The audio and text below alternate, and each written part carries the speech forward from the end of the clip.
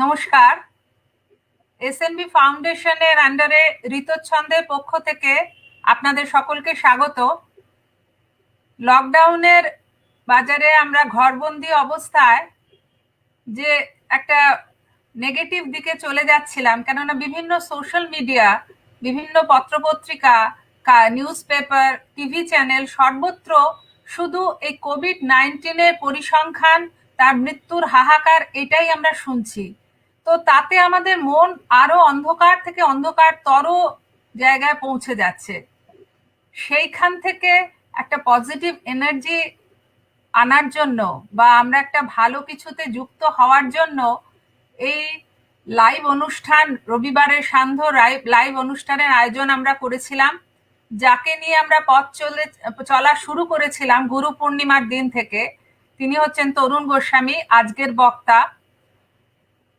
সত্যি কথা বলতে কি, একটু যদি পজিটিভ এনার্জি পাওয়া যায়, মনটা যদি চাঙ্গা হয়ে যায়, আমার মনে হয় শরীরটাও তরতাজা হয়ে উঠবে। এই সৎ প্রচেষ্টা আমরা একটা চালিয়ে যাচ্ছি এবং আপনাদের কাছ থেকে যথেষ্ট সাড়া পাচ্ছি। অনেকেই এই রবিবারের সন্ধ্যার অনুষ্ঠানের জন্য অপেক্ষা করে থাকেন। তো আমরা যেটুকু চেষ্টা করছি ভালো ভালো আপনাদের কিছু বিষয় নিয়ে সামনে নিয়ে আসার। 1893 সালে সেই 11ই সেপ্টেম্বর ঐতিহাসিক দিন, যেদিন স্বামীজি বিশ্ব ধর্ম সভায় যে ঝড় তুলেছিলেন, বৈপ্লবিক একটা ঝড় তুলেছিলেন, সেটা দুদিন আগেই গেছে। সেই কথা চিন্তা করে আমরা আজকের বিষয় রেখেছি Swamiji in Chicago, spiritual revolution. আর এই বিষয় বলার জন্য আমাদের বন্ধু এবং অত্যন্ত শ্রদ্ধার মানুষ তরুণ গোস্বামী ছাড়া আর আমরা এখন কাউকে ভাবতে পারিনি। কারণ তরুণ গোস্বামী মনে হয় রক্তে, মজ্জায়, এমনকি সম্পূর্ণ সত্তার মধ্যে মিশে গেছে এই স্বামী বিবেকানন্দ ঠাকুরমা।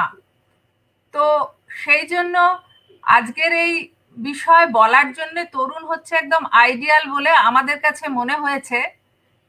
তরুণকে সকলেই চেনে, এক কথায় তরুণকে সকলেই চেনে, তবু কিছু তো নতুন দর্শক, কিছু নতুন শ্রোতা প্রতিদিনই যুক্ত হন আমাদের সঙ্গে। তাই সেই বিষয় তাদেরকে একটু জানানোর জন্য, তার তরুণের একটা পরিচয় দেওয়ার জন্য তার ছোটবেলার বন্ধু আইআইএম শিলংয়ের প্রফেসর সঞ্জয় মুখোপাধ্যায় আমাদের মধ্যে আছে। তাকে বলবো সেই ছাত্র জীবন থেকে আজকে এই তরুণ গোস্বামী হয়ে ওঠা, এই যে তার যাত্রাটা, সেটা একটু ছোট করে হলেও একটুখানি দর্শকদের কাছে তুমি বলো, সঞ্জয়। শুভ সন্ধ্যা। শিলং পাহাড় থেকে সবাইকে স্বাগত জানাই। এর আগে দুবার তরুণ আমাদের এই অনুষ্ঠানে তার বক্তব্য পেশ করেছে, আমাদের অনুপ্রাণিত করেছে, আমাদের উদ্বোধিত করেছে। তাই এই 11ই সেপ্টেম্বরের 127 বছর স্বামীজির শিকাগো বক্তৃতা এবং তার আধ্যাত্মিক যে বিপ্লবের তিনি ঝড় এনেছিলেন সেই সম্বন্ধে বলার জন্য আজ তরুণকে বলা হয়েছে। কাবেরী আমাকে অনুরোধ করেছে যে তরুণের সম্বন্ধে কিছু বলতে। আমরা আগেও বলেছি, আজকেও অল্প কথায় বলি। তরুণের সাথে আমার পরিচয় আজ থেকে 50 বছরের বেশি, সেন্ট লরেন্স স্কুল থেকে। সেখানে আমি আর তরুণ দুজনেই ক্লাস 1 থেকে পড়াশোনা করেছি। তো ছোটবেলা থেকেই তরুণ আমাদের বন্ধুর যে বলয় বা বৃত্তের মধ্যে একজন মধ্যমণি হিসেবেই স্বীকৃত ছিল এবং আদরণীয় ছিল। মনে আছে ক্লাসে সবসময় শেষ বেঞ্চেও বসতো, লাস্ট বেঞ্চে। লম্বাও ছিল সবার থেকে এবং পিছনেও বসতো সব ক্লাসেই।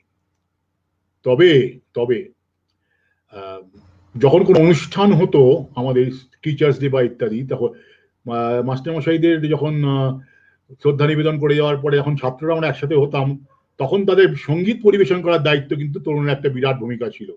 এবং সেখানে যখন আমরা কেউ না কেউ গান গাইতাম, তখন তরুণ তার ঘড়ির ব্যান্ড দিয়ে বেঞ্চের উপর বাজিয়ে অসাধারণ একটা আমাদের আনন্দ দিত এবং আমরা সেখানে হাততালি দিতাম, নাচানাচিও করেছি। তরুণের সঙ্গীতানুরাগ তো একটা দিক হলো, তরুণের স্বাস্থ্য চর্চা ছিল আরেকটা দিক। কমল ভান্ডারী শিষ্য এবং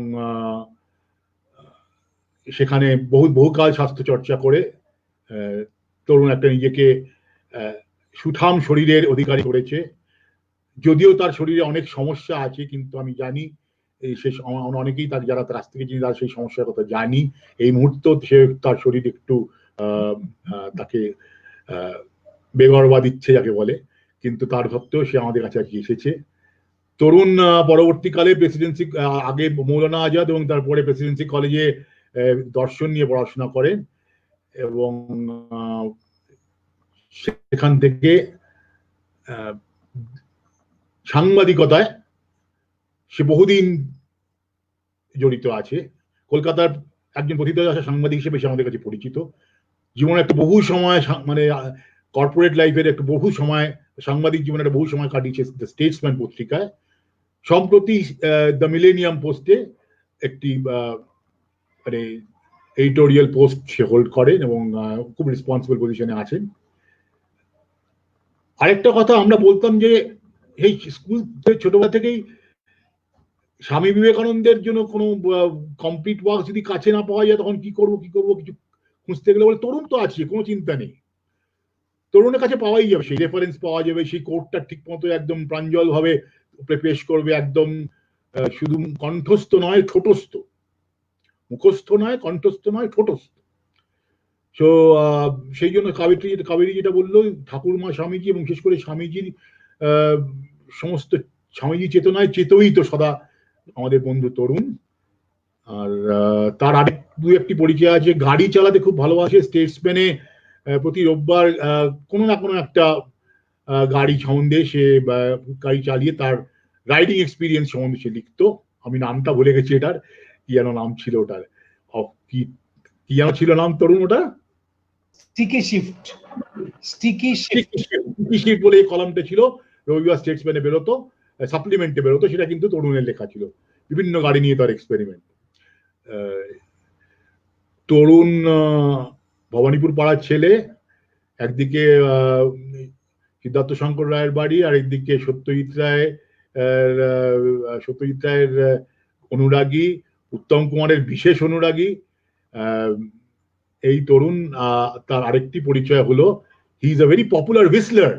ভারতবর্ষে মাত্র 2-3 জন মাত্র এরকম হুইসলার আছে, শুধু শীষ দেয় না, শীষ দিয়ে শুধু একা গান গায় না, তার পুরো ব্যান্ড আছে, সে ব্যান্ড তার শীষের সঙ্গে বাজায় এবং সে আমাদের বিভিন্ন অনুষ্ঠানে, আমাদের মনোজ্ঞ অনুষ্ঠান আমাদের উপহার দিয়েছে, আমাদের আনন্দ দিয়েছে। এবং সেই শুধু আধুনিক গান শুধু নয়, সে কখনো কিশোর কুমারের গান, কখনো হেমন্ত সত্যজিৎ রায়ের উপরে তাদের 100 বর্ষের শ্রদ্ধা নিবেদন করে, কখনো ঠাকুরমা স্বামীজির ভক্তিগীতির উপরে সে আমাদের পেশ করে। উত্তম মঞ্চ থেকে ক্যালকাটা ইউনিভার্সিটি ইনস্টিটিউট কি রামকৃষ্ণ মিশনে কি বিভিন্ন জায়গায় যে শীষ ধ্বনি দিয়ে তার যে গ্রুপ আমাদের অনেক আনন্দ দিয়েছে। তো এই কটি তরুণের মাল্টি ডাইমেনশনাল ট্যালেন্টের পরিচয়। সাংবাদিক, ঠাকুরমা স্বামীজির উপর এক্সপার্ট, তারপরে পপুলার হুইসলার, গাড়ি চালানোয় পারদর্শী এবং অত্যন্ত এলোকুয়েন্ট বক্তা, যেটা নিয়ে আমি একটা কথা বলবো না, আর কিছু এক্ষুনি তরুণ সেই বক্তব্য আরম্ভ করবে এবং আপনারা সেটা কিন্তু আপনারা নিজেদের সামনেই দেখতে পাবেন, শুনতে পাবেন। তরুণ, স্বাগতম, ফ্লোর ইজ ইয়োর্স। নমস্কার। আসলে ছোট বয়সের বন্ধুদের সম্বন্ধে না সবকিছুই সুপারলেটিভে হয়, তো সঞ্জয়েরও তাই হয়েছে, সবকিছু সুপারলেটিভে বলা যে আমার কি কি গুণ রয়েছে। আমি মনে করি আর কি যে আমার কোনো গুণ নেই, আমার একটাই গুণ, সেটা হচ্ছে আমি অত্যন্ত জলের মতো করে বিবেকানন্দের কথা উপস্থাপিত করতে পারি। কারণ আমার ছোট বয়স থেকে, স্কুল লাইফ থেকে আমার বিশ্বাস যে এই মানুষটির কথা যদি শোনা যায় এবং অনুসরণ করা যায় তাহলে জীবনের পরিবর্তন তো ঘটেই, সমাজেরও পরিবর্তন আনা সম্ভব। স্বামী তুরীয়ানন্দজিকে একবার বলা হয়েছিল যে দেখুন, আমরাও তো এত কথা বলি, স্বামীজিও কথা বলতেন, তাহলে স্বামীজির সঙ্গে আমাদের কথার তফাৎ কি? তুরিয়ানন্দী এক সেকেন্ড ভেবে বলেছিলেন, শোন, তোদের কথা শুনলে মনে হয় শুয়ে পড়ি আর হাই তুলি, আর বিবেকানন্দের কথা শুনলে মনে হতো উঠে পড়ি আর ছুটে যাই। শিকাগো ধর্ম মহাসভায় ঠিক এই জিনিসটাই ঘটেছিল। 1893 সালের 11ই সেপ্টেম্বর স্বামীজি দ্বিতীয় অধিবেশনে তার বক্তব্য শুরু করেন। 11, 15, 19, 20, 26, 27 এই 6টা বক্তৃতা স্বামীজি দেন। এবং সেই যে বক্তৃতা দিয়েছিলেন, আজকে আমার বক্তব্য আমি এমন একজনের কথা দিয়ে শুরু করব যিনি এই শিকাগো বক্তৃতার প্রত্যক্ষদর্শী ছিলেন। হোম রুল মুভমেন্টের নেত্রী, বিবেকানন্দের কথা ভারতবর্ষ থেকেই জানতেন এবং তিনি শিকাগোয় দেখেছিলেন স্বামীজির বক্তৃতা দেওয়ার পর তার চেহারার পরিবর্তন। অ্যানি বেসান্ত লিখছেন, শিকাগোর ঘন আবহাওয়ার মধ্যে জ্বলন্ত ভারতীয় সূর্য, সন্ন্যাসী তিনি, কিন্তু প্রথম দর্শনে তাকে সন্ন্যাসীর চেয়ে সৈনিক বলে বেশি মনে হয়। বক্তৃতা মঞ্চ থেকে নেমে এসেছেন, দেশ ও জাতির গর্ব ফুটে আছে তার দেহের রেখায় রেখায়। ভারতবর্ষের বাণীকে তিনি বহন করে এনেছেন, ভারতবর্ষের নামে তিনি দাঁড়িয়েছেন। সকল দেশের রানীর মতো যে দেশ, তার কথা স্মরণ রেখেছেন এই চারণ সন্ন্যাসী। খবরের কাগজগুলো লিখলো, তার চোখটি মধ্যরাত্রে নীল আকাশের মতো শান্ত, ঘণ্টার ধ্বনির মতো কণ্ঠস্বর, স্পন্দিত ওষ্ঠ, দ্রুত চকিত গতি। যখন বুকের ওপর হাত জোড়া করে দাঁড়ান, তখন পৃথিবীর শ্রেষ্ঠ অভিনেতার ক্ষমতা নেই তাকে অনুকরণ করে। 1893 সাল ভারতের ইতিহাসে একটি গুরুত্বপূর্ণ বছর। একদিকে যেমন শিকাগো ধর্ম মহাসভায় স্বামীজি তার বক্তব্য পেশ করেন এবং ভারতবর্ষের কথাকে পৃথিবীময় ছড়িয়ে দেন, অন্যদিকে সে বছরই বরোদায় রাজার জরিপ বিভাগে যোগ দেন অরবিন্দ ঘোষ। ইন্দুপ্রকাশ কাগজে এই যে বিবেকানন্দের শিকাগো বক্তৃতা, তার একটি অসাধারণ মূল্যায়ন তিনি করেছিলেন। Going fourth of Vivekananda, marked out by the master as the heroic soul destined to take the universe in his two hands and change it, was the first visible sign that India is awake not only to survive but to conquer. এই যে ভারতবর্ষ পৃথিবীকে জয় করবে, জয় করলো বিবেকানন্দের মধ্যে দিয়ে, এটি অরবিন্দ দর্থহীন ভাষায় জানিয়েছিলেন। অনেক পরে বিবেকানন্দ বলবেন, just as Buddha had a message to the east, I have a message to the west. যখন শিকাগোয় রওনা হবেন বম্বে থেকে আমেরিকার উদ্দেশ্যে, হঠাৎ তার গুরু ভাইয়ের সঙ্গে দেখা। তাদের বললেন, দেখ, সারা ভারতবর্ষ ঘুরে সাধারণ মানুষের অবস্থা দেখলাম, এত দারিদ্র, এত অত্যাচার, এত যন্ত্রণা চোখে দেখা যায় না, চোখটা ভিজে যায়। তাই জন্য যাচ্ছি আমেরিকাতে, যদি উপার্জন করে এদের জন্য কিছু ব্যবস্থা করতে পারি। তখনও স্বামীজি বিখ্যাত হননি। বোস্টন একটি খবরের কাগজ লিখলো, ভারতবর্ষ থেকে একজন সন্ন্যাসী এসছেন যার নাম ভীরুকানন্দ। এই ভীরুকানন্দ আমেরিকা থেকে টাকা উপার্জন করে দেশের মানুষ, দরিদ্র মানুষের উন্নতি করতে চান। এইটি কিন্তু স্বামীজির সময় একটি সম্পূর্ণ নতুন ধারণা। স্বামীজির আগে যারা বিদেশে গেছেন তারা পাশ্চাত্যের সভ্যতাকে ভজনা করেছেন, পাশ্চাত্যের কৃষ্টি সংস্কৃতির গুণগান করেছেন। স্বামীজি ভারতবর্ষ ঘুরে দেখলেন যে সভ্যতার নামে যেটি চালানো হয় সেটি আসলে পরানুকরণ ছাড়া কিছু নয়। সাথে এও দেখলেন যে আমাদের দেশীয় মানুষ তাদের নিজেদের সংস্কৃতি, কৃষ্টি ভুলে যেতে শুরু করেছে। তাই দেখলেন শিকাগোয় যদি এই প্ল্যাটফর্মটাকে ব্যবহার করা যায়, যেখানে ভারতবর্ষের ঐতিহ্য সম্বন্ধে বলা যাবে, যাতে পাশ্চাত্যের মানুষ তো সেটি জানতেই পারে, আমাদের দেশের যারা অনুকরণকারী নেটিভ তাদেরও যেন জ্ঞানচক্ষুর উন্মেষ ঘটে, তার জন্য চেষ্টা করেছেন। আর দ্বিতীয় হচ্ছে গরিব মানুষের কথা তুলে ধরা। আমি দুটি বক্তৃতা দুটি ভাবে বলবো। স্বামীজির প্রথম বক্তৃতা 11ই সেপ্টেম্বর 19শে সেপ্টেম্বরের পেপার অন হিন্দুইজম এবং 27শে সেপ্টেম্বরের শেষ অধিবেশনের বক্তব্যের মধ্যে একটা অদ্ভুত লজিক্যাল কানেকশন আছে, এবং সেখানে তিনি কিভাবে সর্বজনীন ধর্মের কথা বলেছেন আমি সেটি বিশদে আলোচনা করব। কিন্তু শুরু করব 20শে সেপ্টেম্বরের একটি বক্তৃতা দিয়ে। তার বিষয়বস্তু ছিল religion not the crying need of India. সেখানে স্বামীজি বলেন, আমাদের দেশে খ্রিস্টান পাদ্রীরা যান, তারা দেশে বহু চার্চ তৈরি করেন, কিন্তু দেশের মানুষ যখন না খেতে পেয়ে মারা যায়, যখন মৃতদেহের পাহাড় তৈরি হয়, তখন সেদিকে তাদের নজর থাকে না। বললেন, আমাদের দেশে ধর্মের কোনো প্রয়োজন নেই, আমাদের দেশের প্রয়োজন রুটির। যখন দেশের মানুষ আমাদের কাছে রুটি চায়, বিনিময়ে আমরা তাদের পাথরের নুড়ি উপহার দিই। একটি অভুক্ত মানুষকে ধর্মের কথা শোনানো মানে তাকে অপমান করা। It is an insult to a hungry man to offer him metaphysics. তারপর বললেন, now I find how difficult it is to collect money from the Christians for the heathens in the Christian land. সারা হলে পিন পতন, নিস্তব্ধতা। Kate স্যানবার্ন লিখছেন যে যখন সভা শেষ হলো, 4-5 মিনিট কেউ উঠতে পারেনি, অনেকেরই চোখ ভিজে গেছে। তারা বললেন, এই লোকটার দেশে আমরা মিশনারি পাঠাই, এরই উচিত আমাদের দেশে মিশনারি পাঠানো। পাদ্রীরা বেজায় চটে গেল এবং তারা স্বামীজির নানা কুৎসা শুরু করলো, কারণ তাদের যে দান তারা পেত সেই দানের টান পড়ে গেল। ওদেশের মানুষ বলতে শুরু করলেন, তোমাদের টাকা দিয়ে কোনো লাভ নেই, কারণ বিবেকানন্দকে যদি টাকা দেওয়া যায় তাহলে আমাদের কিছু আত্মোন্নতি ঘটবে। এই যে ভারতবর্ষের সাধারণ মানুষের কথা ভাবা, এইটাই কিন্তু বিবেকানন্দ। আমি সেই দেবতার পূজারী, অজ্ঞেরা যাকে ভুল করে মানুষ বলে ডাকে। I am the servant of that God whom the ignorant by mistake calls man.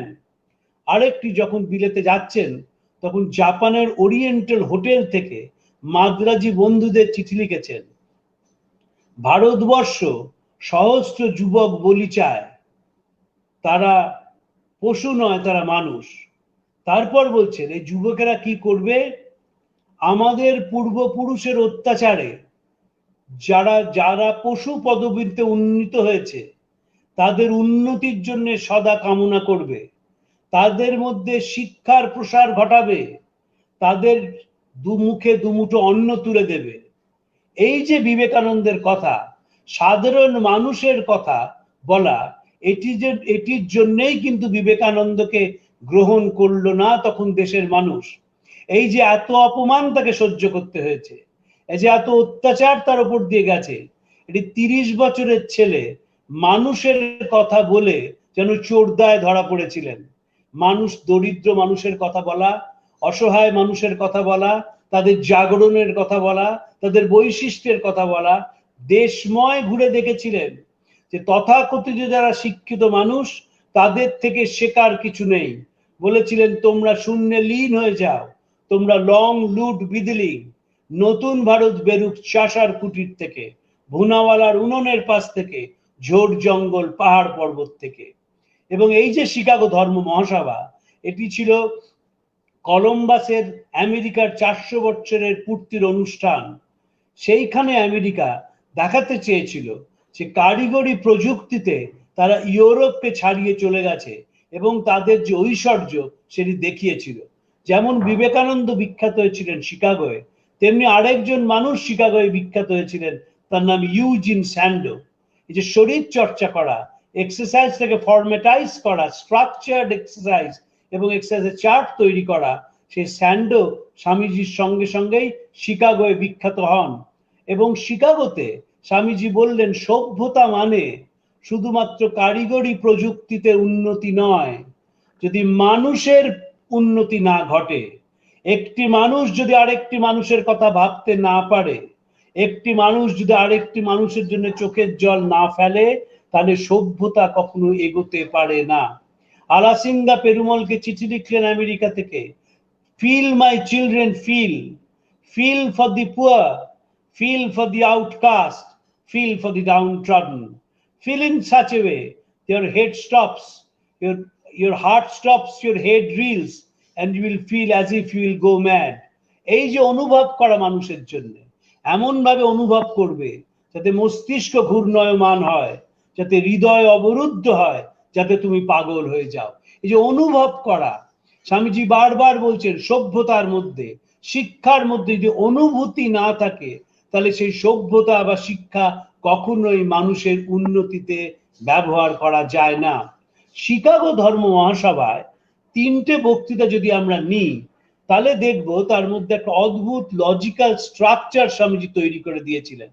আমার নিজের ব্যক্তিগতভাবে মনে হয়, যেহেতু স্বামীজি পাশ্চাত্য তর্কশাস্ত্র খুব মন দিয়ে পড়তেন, পাশ্চাত্য তর্কশাস্ত্রে যেমন রয়েছে মেজর প্রেমিস, মাইনর প্রেমিস এবং কনক্লুশন। মেজর প্রেমিসে বলা হয়, মাইনর প্রেমিসে সেটাকে এক্সপ্লেন করা হয়, এবং কনক্লুশন তার ইনএভিটেবল রেজাল্ট। স্বামীজি ঠিক এইভাবে মনুষ্য সমাজের জাগরণের কথা বলেছিলেন। প্রথম বক্তৃতায় স্বামীজি চিহ্নিত করেছিলেন তাদের যারা বারবার পৃথিবীর বুকে আঘাত আনছে, পৃথিবীর আকাশ বাতাস বারুদের গন্ধে ভরিয়ে দিয়েছে, পৃথিবীর মাটি মানুষের রক্তে ভিজিয়ে দিয়েছে এবং মানুষের মনে হতাশার বীজ ঢুকিয়ে দিয়েছে। তারা কারা? তারা সেই ধর্মান্ধ, কুপমণ্ডুক এবং গোষ্ঠীতে সীমাবদ্ধ মানুষ। যদি বর্তমান পৃথিবীতে দেখা যাবে এদের সংখ্যা কিন্তু ক্রমবর্ধমান, বেড়েই চলেছে। যারা গোষ্ঠীর বাইরে কিছু ভাবতে পারেন না, যারা ধর্মান্ধ, যারা কুপমণ্ডুক এবং নতুন কোন চিন্তা ভাবনাকে তারা স্বাগত করতে জানাতে পারেন না, এই যে মানুষ, স্বামীজি সুন্দর ভাষায় তাদের বলেছিলেন যে এই মানুষটা কারা? Sectarianism, bigotry, and its horrible descendant fanaticism have long possessed this beautiful earth. They filled the earth with violence, drenched it often and often with human blood, destroyed civilizations, and sent whole nations to despair. Had it not been for these horrible demons, human society would be far more advanced than it is now. যদি এই কুপমণ্ডুক মানুষেরা, যদি এই ধর্মান্ধ মানুষেরা না থাকতো, মানব সভ্যতা অনেকটা এগিয়ে যেত। এবং এই বক্তৃতার শুরুতে ভারতবর্ষের কথা বলতে গিয়ে তিনি এক জায়গায় বলছেন, I am proud to belong to a religion in whose sacred language, the Sanskrit, the word exclusion is untranslatable. আমি যে ধর্ম থেকে আসছি, হিন্দু ধর্ম, যার ভাষা সংস্কৃত, সেখানে বহির্ভূত কথাটি অনুবাদযোগ্য নয়। সভ্যতার মূল সংঘাত, সভ্যতার মূল সংকট এই বহির্ভূত শব্দটি। যারা আমাদের বহির্ভূত বলে যাদের মনে করি, তাদের কিছুদিন পরেই শেষ করে দেওয়ার কথা ভাবি, ধ্বংস করে দেওয়ার কথা ভাবি, তাদের প্রতি সীমাহীন ঘৃণা তৈরি হয়। আর যে মুহূর্তে ঘৃণা তৈরি হয়, সে মুহূর্তে মানুষ হিসেবে আমি 2 কদম পিছিয়ে যাই। তাই স্বামীজি বলছেন, সেক্টারিয়ানিজম, বিগট্রি and its horrible descendant fanaticism, এই তিনটেই তো পৃথিবীর সবচেয়ে বড় সংকট। সংকট তো কোভিড নয়, সংকট তো ক্যান্সার নয়, সংকট তো ভাইরাল ফিভার নয়, সংকট তো কুপমণ্ডুক মানুষ, সংকট তো ধর্মান্ধ মানুষ, সংকট তো সেই মানুষ যারা চামড়ার বাইরে কিছু ভাবতে পারে না, সেই মানুষ যারা নিজেদের দুপে জীবে পরিণত করেছে। কর্নাড লোরেন্স, বিখ্যাত অ্যানথ্রোপোলজিস্ট, তিনি নোবেল পুরস্কার পেয়ে বার্ট্রান্ড রাসেলকে চিঠি লিখেছিলেন, At last I have discovered the missing links between animals and civilized men. It is we. আমরা সেই অদ্ভুত জীব, একদিকে সুসভ্য মানুষ, অন্যদিকে পশু, আমরা তার মধ্যবর্তী অবস্থা, between animals and civilized men. একদিকে ব্রুট অ্যানিমাল, আরেকদিকে সিভিলাইজড মেন, আর মাঝখানে মানুষ দাঁড়িয়ে রয়েছে। সে মানুষ missing link between animals and civilized men. Vivekananda বললেন দর্থহীন ভাষা যে এই যে শিকাগো ধর্ম মহাসভায় অনুষ্ঠান শুরু হলো, ঘণ্টার ধ্বনির মাধ্যমে, maybe a death knell of all fanaticism, of all persecution, with a sword or with a pen, and of all uncharitable feelings between persons wending their way to the same goal, but through different paths. যে আজকে যে ঘন্টার ধ্বনির মধ্যে দিয়ে অনুষ্ঠান শুরু হলো, সেটি কলমের মধ্যে দিয়ে বা তরবারির মধ্যে দিয়ে এই অত্যাচারের ইতি টানবে। একদম বলছেন, the bell that tolled this morning in honor of this convention may be a death knell to all fanaticism, all persecution, with a sword or with a pen, and of all uncharitable feelings between persons wending their way to the same goal, but through different paths. কিন্তু চিহ্নিত করণই তো বড় কথা নয়, শুধু চেনালেই তো হবে না যে এরাই হচ্ছে মানব সভ্যতার শত্রু। কি করে সেই সভ্যতা থেকে বেরিয়ে আসবে মানুষ, এই যন্ত্রণা থেকে, এই যে লং এজ ওল্ড প্র্যাকটিস, তার থেকে বেরিয়ে কি করে একটি নতুন আদর্শের সন্ধান পাবে? বিবেকানন্দ তার তৃতীয় বক্তৃতায়, পেপার অন হিন্দুইজম, 19শে সেপ্টেম্বরের বক্তৃতায় সেটি পরিষ্কারভাবে আমাদের সামনে তুলে ধরলেন। সর্বজনীন ধর্মের কথা বললেন, ইউনিভার্সাল রিলিজিয়ন। মনে রাখতে হবে তিনি প্রথম মানুষ যিনি সর্বজনীন ধর্মের কথা বললেন। এবং সনাতন ভারতবর্ষ তো ডেফিনিটেটিভ সবকিছুর একটা সংজ্ঞা তারা দিয়েছে। সংস্কৃত ভাষায় সবকিছুর সংজ্ঞা দেওয়া রয়েছে, যে আমরা কাকে খুঁজছি সেটিও সংজ্ঞার মাধ্যমে বলা হয়েছে। অখণ্ড মণ্ডলাকার ব্যক্তং ইয়েন চরাচর।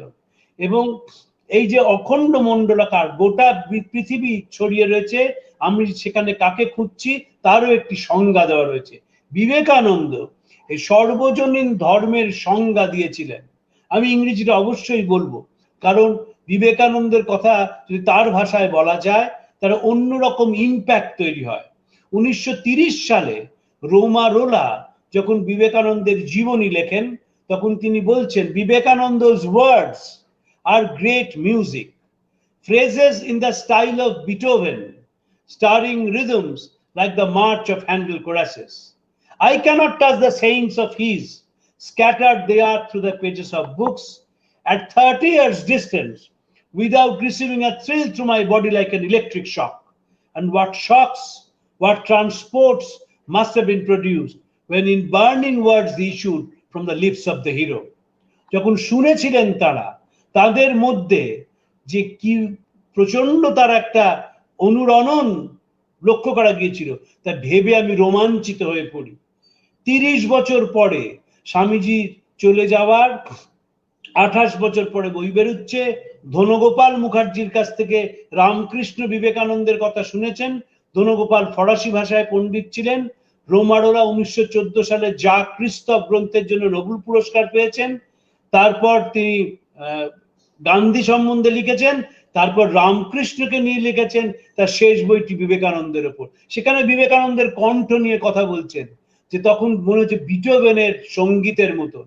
সেই সঙ্গীতের মূর্ছনা যেমন শ্রোতাকে অন্য জগতে নিয়ে যায়, অনন্তের সঙ্গে ব্যক্তির পরিচয় ঘটিয়ে দেয়, বিবেকানন্দের ভাষা, বিবেকানন্দের কণ্ঠ, বিবেকানন্দের অভিব্যক্তিও একটি ছোট মানুষকে বড় জায়গায় নিয়ে চলে যায়।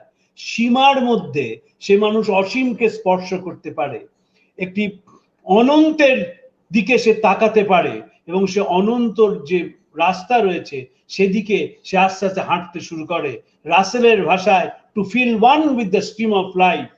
19 তারিখে বিবেকানন্দ তার বিশ্বজনীন ধর্মের কথা বলছেন।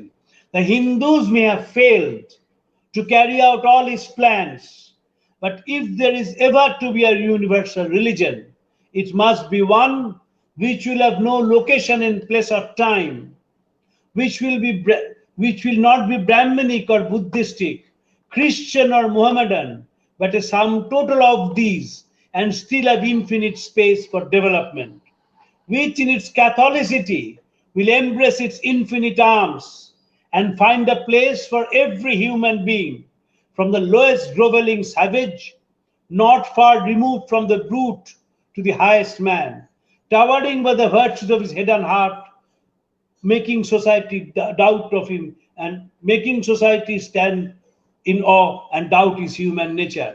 It will be a religion which will have no place for persecution or intolerance in its polity.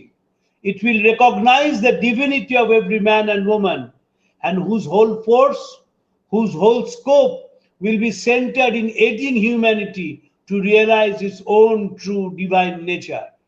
It will be a religion, Purishkar bhai bolchen, which will have no place for persecution or intolerance in its polity. It will recognize the divinity of every man and woman. Bolei bolchen, offer such a religion and all nations will follow you. Ashoka's council was a council for the Buddhist sect. Akbar's, though to the purpose, was only a parlor meeting. It was reserved for America to proclaim to all quarter of the globe that there is Lord in every religion. May he who is the Brahman of the Hindus, the Ahura Mazda of the Zoroastrians, the Buddha of the Buddhists, the Jehovah of the Jews, the Father in heaven of the Christians, give strength to you to carry out your noble idea. The star arose in the east. It traveled steadily towards the west, sometimes dimmed and sometimes effulgent, till it made a complete circuit of the whole world. The star is again rising on the borders of Sangpo, 1,000-fold more effulgent than it was before. Hail Columbia, the motherland of liberty, who never dipped her hands in a neighbor's blood, who never found out that the shortest way of becoming rich was by robbing one's neighbors. It has been given to thee to march at the vanguard of civilization with a flag of harmony. কিভাবে সে এগোবে? সভ্যতার দিকে এগোবে, হাতে তার থাকবে সমন্বয়ের পতাকা। খুব গুরুত্বপূর্ণ কথা। Vanguard of civilization with a flag of harmony. যতক্ষণ না সেই পতাকাটি সমন্বয়ের রঙে রাঙানো হয়েছে, যতক্ষণ না মনটি সমন্বয়ের ভাবনায় ভাবিত হয়েছে, সে সভ্যতা কখনো এগোবে না। এবং বলছেন স্বামীজি, উদারতায় সেই ধর্ম তার অনন্ত হাত বিস্তৃত করে পৃথিবীর সব মানুষকে আলিঙ্গন করবে। সেই ধর্মে কারুর প্রতি অসহিষ্ণুতা বা পীড়নের কোনো স্থান থাকবে না। সেই ধর্ম সকলের দৈব অস্তিত্ব স্বীকার করবে এবং তার মূল কাজ হবে সেই দৈব অস্তিত্ব বিকাশের সহায়তা। যখন স্বামীজি এই সর্বজনীন ধর্মের কথাটি বলছেন, তখন খোদ আমেরিকায় মেয়েদের সম্বন্ধে কি বলা হচ্ছে? বলা হচ্ছে dog, a wife and a walnut tree. The more you beat them, better they be.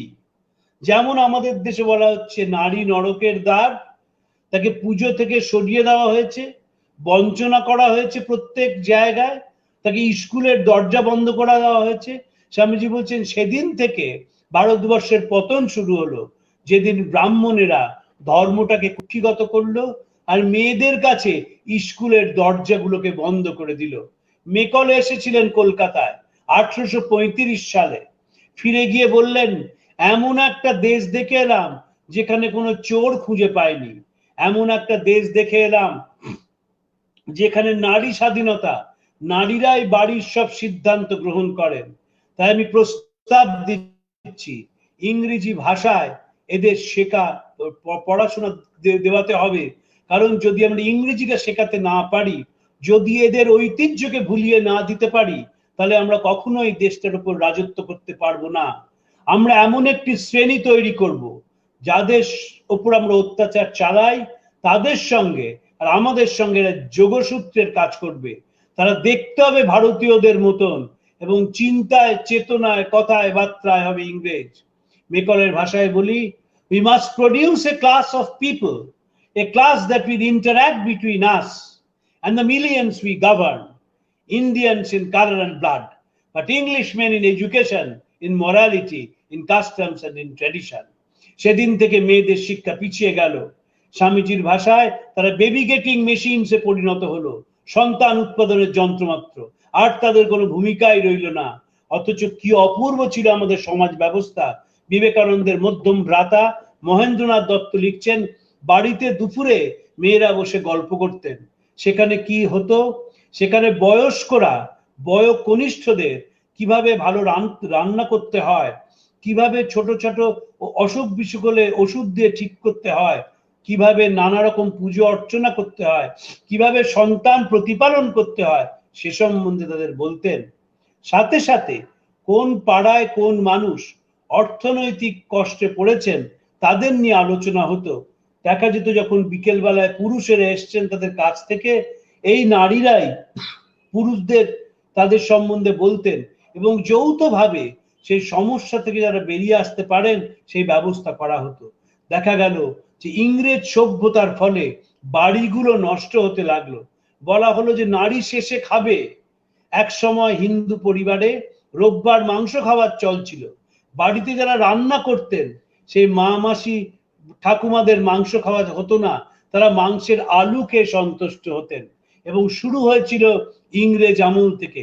ইংরেজরা জোর করে মেয়েদের পিছিয়ে দিল এবং সাথে সাথে যখন বেতুন স্কুল তৈরি হলো, সেই যে কৃত্রিম শিক্ষা সেটিকে মেনে নিতে পারেননি Ishwar Gupta.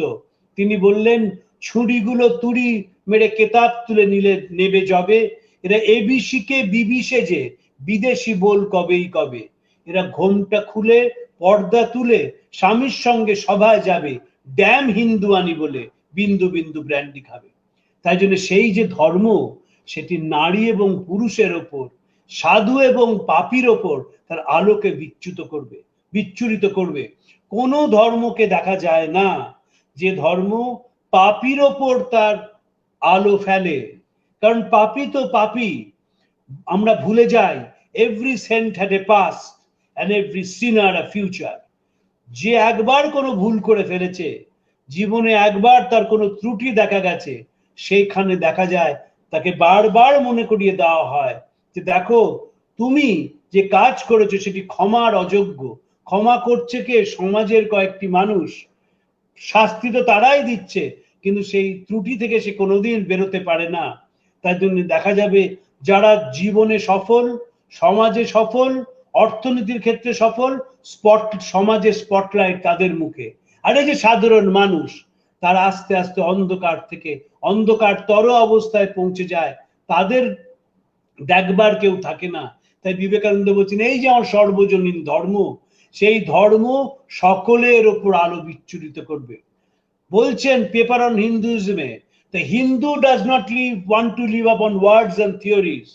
He must see God, and that alone can destroy all doubt. So the best proof a Hindu sage gives about the soul and about God is, I have seen the soul, I have seen God. এই যে বলা হচ্ছে Hindu does not want to live upon words and theories, he must see God, and that alone can destroy all doubt. এই গডটা কে? রামকৃষ্ণ এই ভগবানকে চিনিয়ে দিলেন বিবেকানন্দকে। মানুষ হচ্ছে ভগবান। সাধারণ মানুষ, দরিদ্র মানুষ, অশিক্ষিত মানুষ, নিরন্ন মানুষ, এই দেবতা। যতক্ষণ না তুমি তাকে স্পর্শ করছো, যতক্ষণ না তুমি তার কাছে আসছো, যতক্ষণ না চোখের জল মোচাচ্ছ, ততক্ষণ তোমাকে আমি বলবো র্যাঙ্কে স্থিতিস। স্বামীজি বলছেন a man May believe in all the churches in the world, he may carry on his head all the sacred books ever written, he may baptize himself in all the rivers of the earth, if he has no perception of God, I shall class him with the rankest atheist. এই ঈশ্বরের সান্নিধ্য বোধ, ঈশ্বরের কাছে গিয়ে পৌঁছানো, এটাই তো জীবন। তাই জন্য সর্বজনীন ধর্ম সেই ঈশ্বরকে চিনিয়ে দেয়। আমরা তো ঈশ্বরের জন্য কোথায় যাই? বহু খরচ করে তীর্থে যাওয়া হয়। গান লিখছেন কবি, ওসে দুঃখ ভ্রমণ তীর্থ গমন, মন উচাটন করো না হে, তুমি ত্রিবেণী সঙ্গম স্নানে শান্ত হও না মূলাধারে। কি দেখো কমলাকান্ত মিছে ভ্রম এ সংসারে, ওই বাজি করে চিনলে না রে, যে ঘটে ঘটে বিরাজ করে, আপনাতে আপনি থেকো মন, যেও না কো কারো ঘরে। বাজিকর, every person is a temple of living God. লা মিজরেবলে বলা হলো যে প্রত্যেকটি মানুষ শরীর সেটি আসলে একটি মন্দির, এটি উপাসনালয়। যে শরীরকে আমরা তাকাই, নিজের বাইরে কিছু ভাবতে পারি না। বিবেকানন্দ বলছেন এই হচ্ছে সর্বজনীন ধর্ম। সেই ধর্ম ঈশ্বরকে চিনিয়ে দেবে। আমরা তো ঈশ্বরকে চিনতে পারি না। ঈশ্বর কোথায় রয়েছেন? একটু অফিসে প্রমোশন হলো, হই হই করে চলে যাওয়া হলো বৃন্দাবনে, চলে যাওয়া হলো পুরীতে, চলে যাওয়া হলো বালাজিতে, পুজো দিয়ে চলে আসা হলো। এই ঈশ্বর নয়। যে ঈশ্বর পাশের বাড়ি সে বসে কাঁদে, যে ঈশ্বর জীবনে দুপা এগোয় তো চার পা পিছিয়ে যায়, যে অনাথ শিশুটি কাঁদতে কাঁদতে তার মুখের ভাষা চলে যায়, চোখের জল বুককে ভিজিয়ে দেয়, নিরন্ন শরীর এক সময় ঘুমিয়ে পড়ে, সেই দেবতাকে এই সর্বজনীন ধর্ম চেনাবে। 19শে সেপ্টেম্বর একটি মজার ঘটনা ঘটলো শিকাগো ধর্ম মহাসভায়। যারা বক্তৃতা শুনতে গিয়েছিলেন তারা যখন বেরোলেন তখন বিবেকানন্দের ছবি টাঙিয়ে রাখা হয়েছে রাস্তাতে। কেট স্যানবার্ন পয়সা খরচ করে শ্রেষ্ঠ লিথোগ্রাফ দিয়ে বিবেকানন্দের ছবি টাঙিয়ে রেখেছেন। তারা সেই ছবি ছিঁড়ে বাড়ি নিয়ে যেতে লাগলো, কারণ তাদের মনে হলো এই ছবি যদি বাড়িতে রাখা হয় তাহলে আমরা অনেক বেশি শান্তি পাবো, আমাদের বাড়িতে শান্তি আসবে। কেট স্যানবার্ন দেখলেন বিপদ, যখন সব মানুষ আস্তে আস্তে চলে গেলেন, যখন প্রাঙ্গণটি ফাঁকা হয়ে গেল, তিনি লোক লাগিয়ে যে কটি ছবি অক্ষত রয়েছে সেগুলো খুলে বাড়িতে নিয়ে চলে গেলেন, কারণ তিনি বিবেকানন্দের ছবি লোকে ছিঁড়ে নিয়ে যাবে এটি ঠিক মেনে নিতে পারছিলেন না। এই যে তৃতীয় বক্তৃতা হলো 19 সেপ্টেম্বর, তখনই খবরের কাগজগুলোর নজর বিবেকানন্দের দিকে পড়লো। প্রথম যে বক্তৃতাগুলো দিয়েছিলেন তার চেহারার বর্ণনা ছিল, তার চোখের বর্ণনা ছিল, তার পোশাকের বর্ণনা ছিল, কিন্তু 19শে সেপ্টেম্বর আমেরিকার শিক্ষিত সমাজ স্বামীজির দিকে তাকাতে শুরু করলো। নিউ ইয়র্ক টাইমস লিখলো, it is human eloquence at its highest pitch. মানব ভাষণের এই হচ্ছে সর্বোচ্চ শিখর। It is human eloquence at its highest pitch. এরপরে 27শে সেপ্টেম্বর স্বামীজিকে আবার অনুরোধ করা হলো শেষ অধিবেশনে বক্তৃতা রাখতে। স্বামীজি সেইখানে বললেন যে একটি বীজ মাটিতে পোঁতা হয়, সেই বীজটি আলো সংগ্রহ করে, বাতাস সংগ্রহ করে, জল নেয় এবং সেই বীজে আস্তে আস্তে গাছে পরিণত হয়। বলছে না, seed is put in the ground and earth and water and air are placed around it. Does the seed become the earth or water or air? No, it becomes a plant. It assimilates the plant substance and grows into a plant. Similar is the case with religion. A Hindu is not to become a Buddhist or a Christian. Not a Christian or a Buddhist is to become a Hindu. Each must preserve its own individuality and grow according to its own law of growth. If the Parliament of Religions has taught anything to the world, it is this. It has proved to the world that purity, charity, and holiness are not the exclusive possession of any church in the world, and every system has produced men and women of most exalted character. In the face of this evidence, if anybody dreams of the exclusive preservation of his own religion and the destruction of others, I pity him from the bottom of my heart and point out to him that upon the banner of every religion will soon be written, in spite of great resistance, health and not fight, assimilation and not destruction, harmony and peace and not dissension. আগামী দিনে সব ধর্মের পতাকার উপর বাধা সত্ত্বেও লেখা হবে, বিবাদ নয় সহায়তা, বিনাশ নয় পরস্পরের ভাবগ্রহণ, মতবিরোধ নয় ঐকতান ও শান্তি। এটি ছিল বিবেকানন্দের বিশ্বাস। আগামী দিনে সব ধর্মের উপর শত বাধা সত্ত্বেও লেখা হবে যে বিবাদ নয় সহায়তা, বিনাশ নয় পরস্পরের ভাবগ্রহণ, মতবিরোধ নয় ঐকতান ও শান্তি। প্রশ্ন তো স্বাভাবিকভাবেই ওঠে, 2020 ছবি দেখলে তো এটি বিশ্বাস হয় না।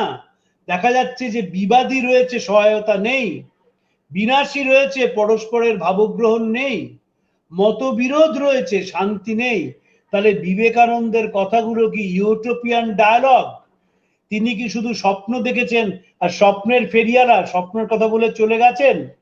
আমরা একটা দিক দেখি, আমরা অন্য দিকটা দেখি না।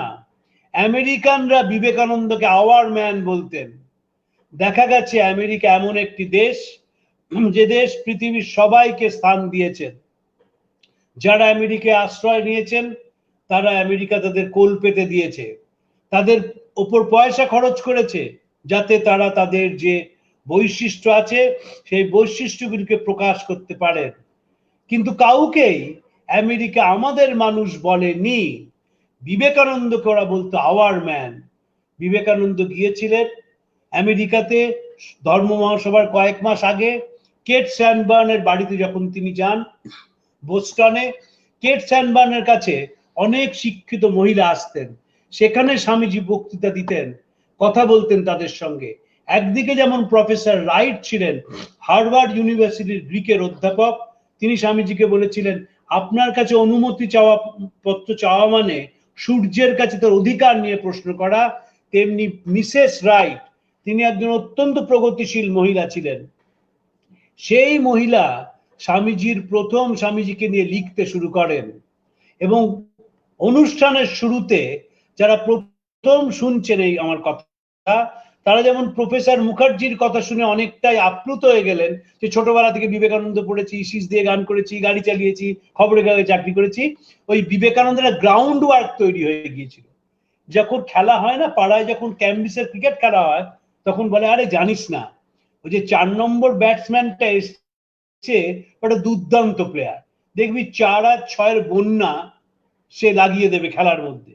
যখন সে সত্যিই 4 মারতে শুরু করে দর্শকরা পাগল হয়ে যান। তেমনি লোকমুখে ছড়িয়ে পড়েছিল এই যে বিবেকানন্দ এসছেন ভারতবর্ষ থেকে, তিনি শান্তির কথা বলবেন। আমেরিকা দেখা গিয়েছিল তাদের এতখানি যে ধন সম্পদ, সে ধন সম্পদ বেড়েছে 400 বছরে, মানুষের কাছে সুখ স্বাচ্ছন্দ্যের সব ব্যবস্থা হয়েছে, কিন্তু শান্তি কিছুতেই আসেনি।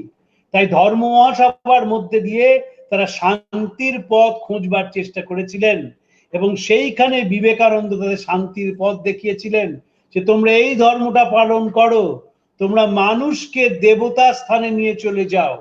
আমার মাস্টারমশাই আছেন, আমি সম্প্রতি একটি বক্তৃতা করেছিলাম, খুব ভাইরাল হয়েছে একটি বক্তৃতা, 2 বছর আগে বেলঘরিয়া রামকৃষ্ণ মিশনে আমি বক্তৃতাটি করি শিকাগো ধর্ম মহাসভায়, এবং সেই বক্তৃতা প্রায় 3,46,000 মানুষ শুনেছেন গত 10 দিনে। আমার মাস্টারমশাই সেটি শুনেছেন। তিনি আগে হাওয়াই বিশ্ববিদ্যালয়ের অধ্যাপক ছিলেন, অরিন্দম চক্রবর্তী, এখন নিউ ইয়র্ক বিশ্ববিদ্যালয়ের ইমেরিটাস প্রফেসর, একজন নামকরা দার্শনিক। তিনি একটি হোয়াটসঅ্যাপে আমাকে জানিয়েছেন যে অক্সফোর্ড বিশ্ববিদ্যালয়তে তারা নব বেদান্ত নিয়ে ভাবছেন। বিবেকানন্দ যে বেদান্তের কথা বলতেন সেই বেদান্তটিকে প্রফেসর চক্রবর্তী বলছেন প্রেম বেদান্ত। অসাধারণ একটি কথা স্বামীজি বলেছিলেন। স্বামীজি ইটি স্টাডিকে চিঠি লিখেছিলেন, আমার এখন একমাত্র কাজ হলো একটি বড় যন্ত্র তৈরি করা যা মানুষের কানে ভালো কথা শোনাবে। বেদান্তের শুষ্ক ভাবনাগুলোকে ভালোবাসা দিয়ে মোলায়েম করে তার সঙ্গে সুতীব্র কর্মের মশলা মিশিয়ে যোগের পাকশালায় রান্না করে আমি এমন ভাবে সেটি পরিবেশন করতে চাই যাতে একটি শিশুও হজম করতে পারে। অসাধারণ কথা। বেদান্তের শুষ্ক ভাবনাগুলোকে, বেদান্ত কি হলো স্বামীজি দেখলেন যে বেদান্ত যারা চর্চা করেন তারা ভারতবর্ষে মূলত ব্রাহ্মণ, এবং যেহেতু তারা ব্রাহ্মণ তারা জন্ম থেকেই একটা সুপিরিয়রিটি কমপ্লেক্সে ভোগেন। সেই কমপ্লেক্সটি পইতে বারবার তাদের মনে করিয়ে দেয় যে দেখো তুমি কিন্তু অন্য সকলের থেকে এগিয়ে রয়েছো, কারণ মেধা চর্চাই তোমার কাজ। শ্রীরামকৃষ্ণের পইতে চলে গিয়েছিল কারণ তিনি সর্বজনীন মানুষ হতে চেয়েছিলেন, কোন একটি বিশেষ গোষ্ঠীর মধ্যে অহংকার নিয়ে বাঁচতে চাননি। তাই বেদান্তের যারা কথা বলেন তারা মুখে যদিও ব্রহ্ম সত্য জগৎ মিথ্যা বলেন, কিন্তু যখন তারা একটি অব্রাহ্মণের ছায়া মারিয়ে ফেলেন বা অব্রাহ্মণ তার সামনে এসে দাঁড়ান, তখন তাকে বিধান দেন স্নান করে আসার। এই যে বিভেদ, এটি বিবেকানন্দকে যন্ত্রণা দিয়েছিল। স্বামীজি বলছেন আমাদের শাস্ত্রে মহাসাম্য আর কাজে মহাভেদ বুদ্ধি, নিষ্কাম কর্মের কথা ভারতবর্ষই পৃথিবীতে প্রচার করেছে, কিন্তু ব্যক্তিগত জীবনে আমরা তার্কিক দাম্ভিক নিজেদের চামড়ার বাইরে কিছু ভাবতে পারি না। তাই অরিন্দম চক্রবর্তী তিনি বলছেন প্রেম বেদান্ত, স্বামীজি বলছেন বেদান্তের শুকনো ভাবনাকে, এই ব্রহ্ম সত্য জগৎ মিথ্যা, আমি সেটাকে কিভাবে পালন করব? একটি মানুষকে সেবা করে। আমার সামনে যে প্রাণীটি রয়েছে, মানুষ বা ইতর প্রাণী, তাকে সেবা করার মধ্যে দিয়ে আমার জীবনে একটা মাত্রা যোগ হবে, আমার জীবনটা পরিপূর্ণ হয়ে উঠবে। আমার জীবনে আমি নিজেকে চিনতে পারবো। যখন আমরা হাইওয়ে দিয়ে সকালবেলায় যাই, তখন দেখা যায় ছোট বাচ্চা, সে হাতে কয়েকটা গরম দুধের চায়ের কাপ, সে কি রাস্তায় ছুটে এসে সে চায়ের কাপ দিচ্ছে যারা অর্ডার দিয়েছেন। এই যে আত্মবিশ্বাস, দিস ইজ কল্ড বেদান্ত। ছেলেটির এত আত্মবিশ্বাস, দেখা যাবে হয়তো 4 ঘন্টা ঘুমায়, হয়তো সে শিশু শ্রমিক, সে যদি কাজ না করে বাড়িতে পয়সা যাবে না, হয়তো সেখানে পক্ষাঘাতগ্রস্ত পিতা রয়েছেন, হয়তো মা রয়েছেন, তিনিও নানা অসুখে জর্জরিত, ফলে উপার্জনশীল বাচ্চাটি তা এত আত্মবিশ্বাস, সে ছুটে গরম কাপগুলো নিয়ে রাস্তার ওপারে দাঁড়িয়ে থাকা বাসে ট্রাকে মানুষকে চা পরিবেশন করছে। ভোরবেলা, শীতকাল, তখন আলো ফোটেনি। এই যে কাজের মধ্যে দিয়ে নিজেকে খুঁজে পাওয়া, এটি বেদান্তের কথা। কেউ প্রকাশিত, কেউ প্রকাশের অপেক্ষায়, কেউ আরেকটু পিছিয়ে রয়েছে। তাই স্বামীজি বলছেন every soul is potentially divine. কেন আমেরিকা ছুটলো স্বামীজির পেছনে? ছুটলো হচ্ছে কি করে জেগে উঠবো স্বামীজি। স্বামীজি বললেন কিচ্ছু করো না, শুধু পরের চোখের জলটা মুছিয়ে দাও, and you will find your own inner strength, you will realize। যখন স্বামীজি রয়েছেন লেক লুসার্নে ইউরোপে, খবর পেয়েছিলেন যে মাইসোরের মহারাজা তিনি বাড়ির কয়েকটি দরজা খুলে দিয়েছেন ছোট ছোট শিশুদের, যাতে সেখানে পঠন পাঠনের ব্যবস্থা হয়, সেটি করেছিলেন তিনি। স্বামীজি লিখলেন তাকে, this life is short, the vanities of the world are all transient, but they alone live who live for others, the rest are more dead than alive. এই জীবন কয়েকদিনের, জীবনের চাকচিক্য কয়েকদিনের, সেই বেঁচে থাকে যে পরের জন্য বেঁচে থাকে, বাকিরা মৃত প্রেত তুল্য। তারপর তিনি বললেন, রাজা আপনার জন্য প্রতিদিন আমি ঈশ্বরের কাছে প্রার্থনা করি। যদি ভারতের কৃষ্টি এবং সংস্কৃতির দিকে তাকানো যায়, দেখা যাবে সন্ন্যাসী রাজার জন্য প্রার্থনা করেছেন, এটা কোনো নতুন কথা নয়। চাণক্যের মতো মানুষ, তিনি নিয়মিত তার রাজার জন্য প্রার্থনা করতেন। স্বামীজিও প্রার্থনা করেছেন, কিন্তু স্বামীজির নতুনত্বটা কি? স্বামীজি সেই প্রার্থনা করছেন, প্রতিদিন আপনার জন্য ঈশ্বরের কাছে প্রার্থনা করি, দারিদ্র ও অশিক্ষায় নিমজ্জিত লক্ষ লক্ষ ভারতীয়ের জন্য আপনার প্রাণ যেন আরো গভীরভাবে অনুভব করে। এই অনুভূতিটাই হচ্ছে আসল। এই যে সর্বজনীন ধর্ম, এই যে প্রেম বেদান্ত, এর মূল কথা হচ্ছে অনুভূতি। মানুষের জন্য অনুভব করা, অনুভব করতে শেখা। স্বামীজি বলেছিলেন এই যে পাশ্চাত্য শিক্ষা ব্যবস্থা, এটাকে ফেলে দে, কি আছে এর মধ্যে?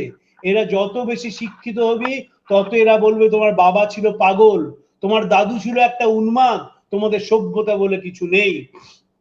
তাই তিনি নতুন শিক্ষা ব্যবস্থা চালু করতে বলেছিলেন।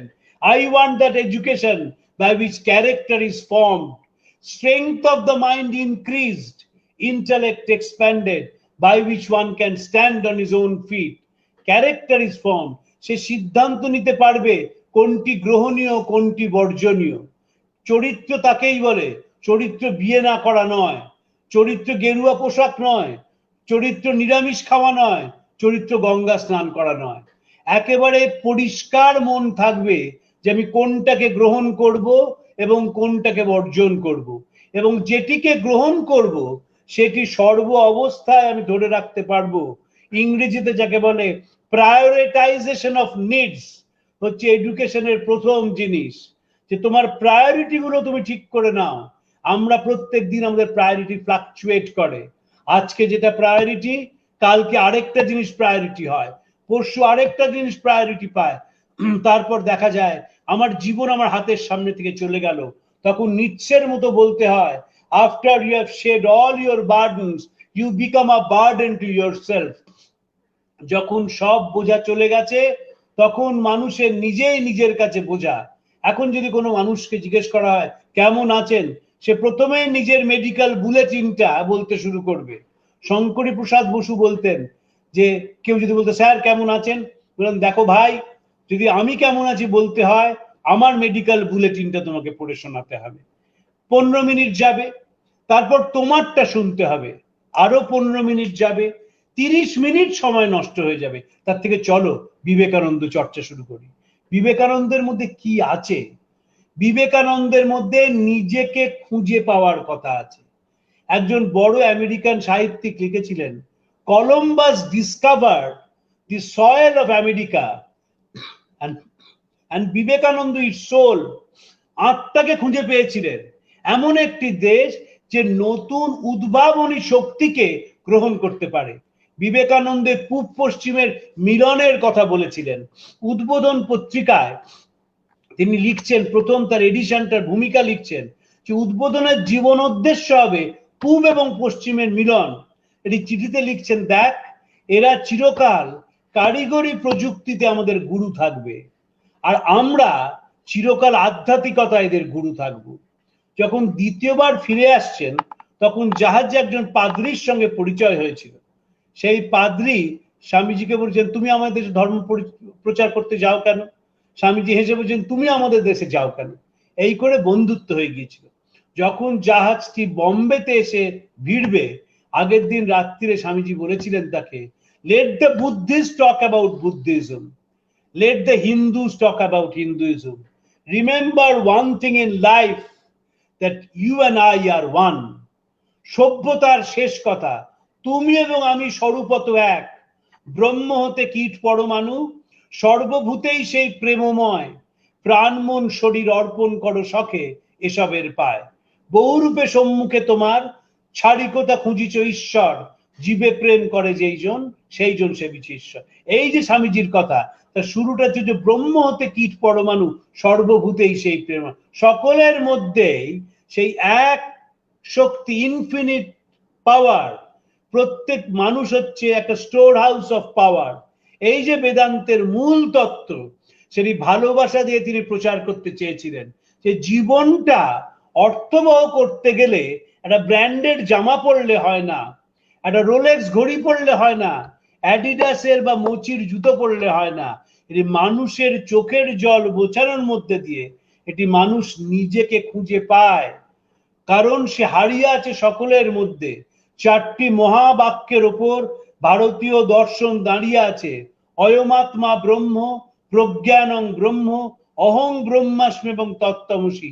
তার মানে যে তুমি সেইটাকে, সে হচ্ছে বিশ্ব চরাচর। বিশ্ব চরাচরের যে অনন্ত শক্তি, সেটি মানুষের মধ্যেও রয়েছে। কাজী নজরুল ইসলাম এটি অসাধারণ কবিতা লিখেছিলেন মায়া মুকুর বলে।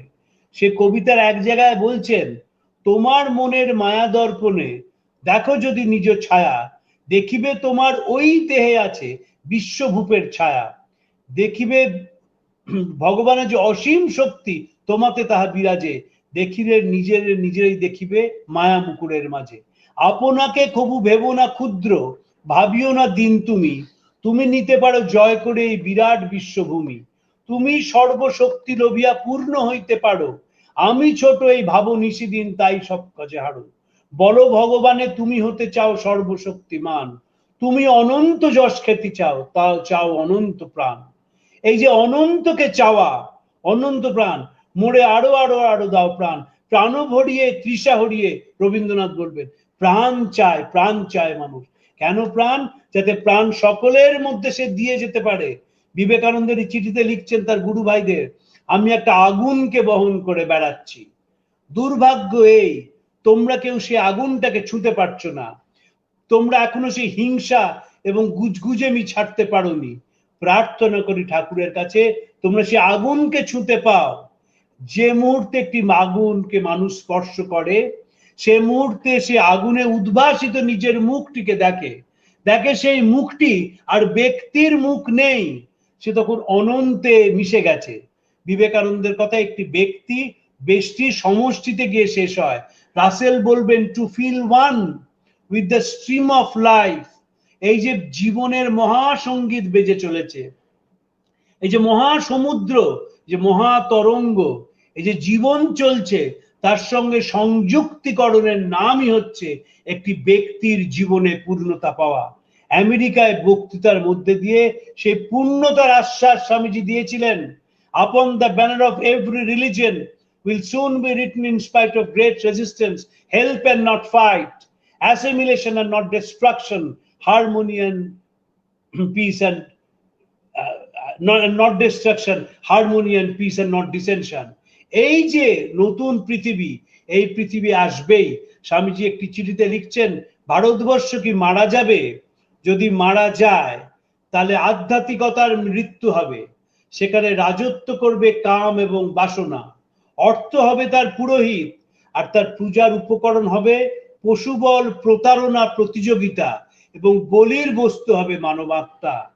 আধ্যাত্মিকতা যদি ভারতবর্ষ মারা যায় তাহলে আধ্যাত্মিকতার মৃত্যু হবে। আমরা শুরু করেছিলাম বলে যে শিকাগো একটা স্পিরিচুয়াল মুভমেন্ট, একটা মেটেরিয়াল প্রোগ্রেসের উপর দাঁড়িয়ে বিবেকানন্দ স্পিরিচুয়াল ডেভেলপমেন্টের কথা বললেন। Spiritual development has nothing to do with institutional religion. Going to the place of worship, offering prayers, offering puja, eating non-veg food, it has nothing to do with spirituality. Spirituality is to realize that myself and the person sitting next to me are one. যত তাড়াতাড়ি এটা ভেতরে আসে তত সেই মানুষের পরিবর্তন ঘটে। একজন হার্ভার্ড ইউনিভার্সিটির সোশিওলজির ভদ্রমহিলা, আমার নামটা মনে নেই, 1994 সালে লিখেছিলেন যে আমরা বাহ্যিকভাবে পরিবর্তনের মধ্যে দিয়ে বর্তমানের চেহারাটা পেয়েছি। এক সময় ছিল যখন আমাদের ল্যাজ ছিল, এক সময় ছিল আমাদের দেহে লোম ছিল, এক সময় ছিল আমরা হাঁটতে পারতাম না, হামাগুড়ি দিতাম, তারপর আস্তে আস্তে পরিবর্তনের মধ্যে দিয়ে এই বর্তমান সুন্দর চেহারাটি আমরা পেয়েছি। এবার মানসিক পরিবর্তন শুরু হবে, আর মানসিক পরিবর্তনের শেষ অবস্থাটি হচ্ছেন শ্রীরামকৃষ্ণ। বহুদিন আগে গোলপার্ক রামকৃষ্ণ মিশনে অমলেশ ত্রিপাঠী একটি বক্তৃতা দিয়েছিলেন। সেই বক্তৃতার শেষে বলছেন, কার্ল মার্কস বললেন, man is an economic animal, মানুষ হচ্ছে অর্থনৈতিক জীব। অ্যারিস্টটল বললেন, man is a political animal, মানুষ হচ্ছে রাজনৈতিক জীব। ফ্রয়েড বললেন, man is a sexual animal, সে হচ্ছে নানা জৈবী দ্বারা তাড়নার জীব। রামকৃষ্ণ বললেন, ম্যান ইজ গড, এর থেকে বড় আর কোনো আলোচনা চলে না। এই যে ম্যান ইজ গড, আমি নিজের গডলিনেস থেকে বুঝবো কি করে? বুঝবো আমার কাজের মধ্যে দিয়ে। স্বামীজি বলছেন, আমি চললাম, তোমাদের সব পড়ে রইল, যদি এমন কোনো ছেলে পাই যার ছাতিতে সাহস, হাতে বল, চোখে জ্যোতি জ্বলে, আমি আবার ফিরে আসব, আমি কাজ করব, আমি মরব।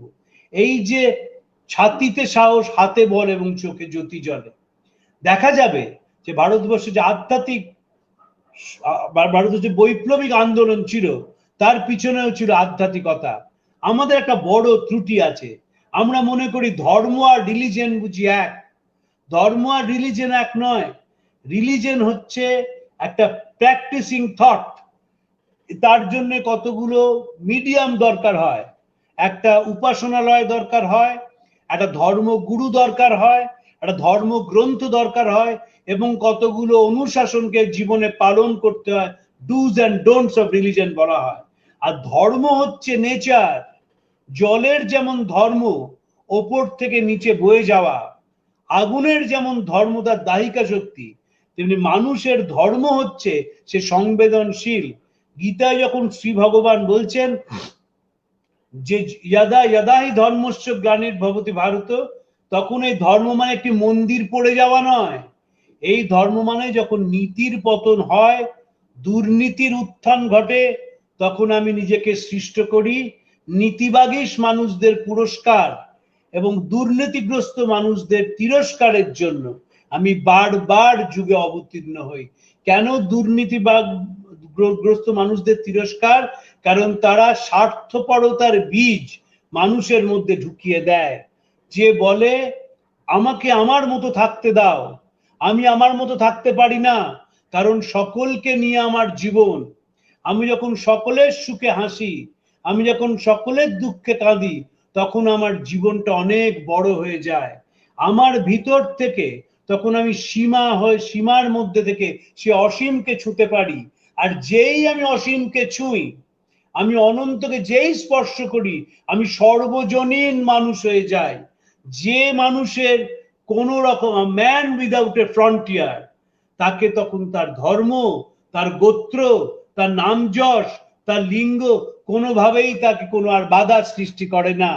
তার চারদিকের বেড়া ভেঙে যায়, সে তখন আলোর নিচে এসে দাঁড়ায় এবং অন্য মানুষকে সে আলোর নিচে আসতে সাহায্য করে।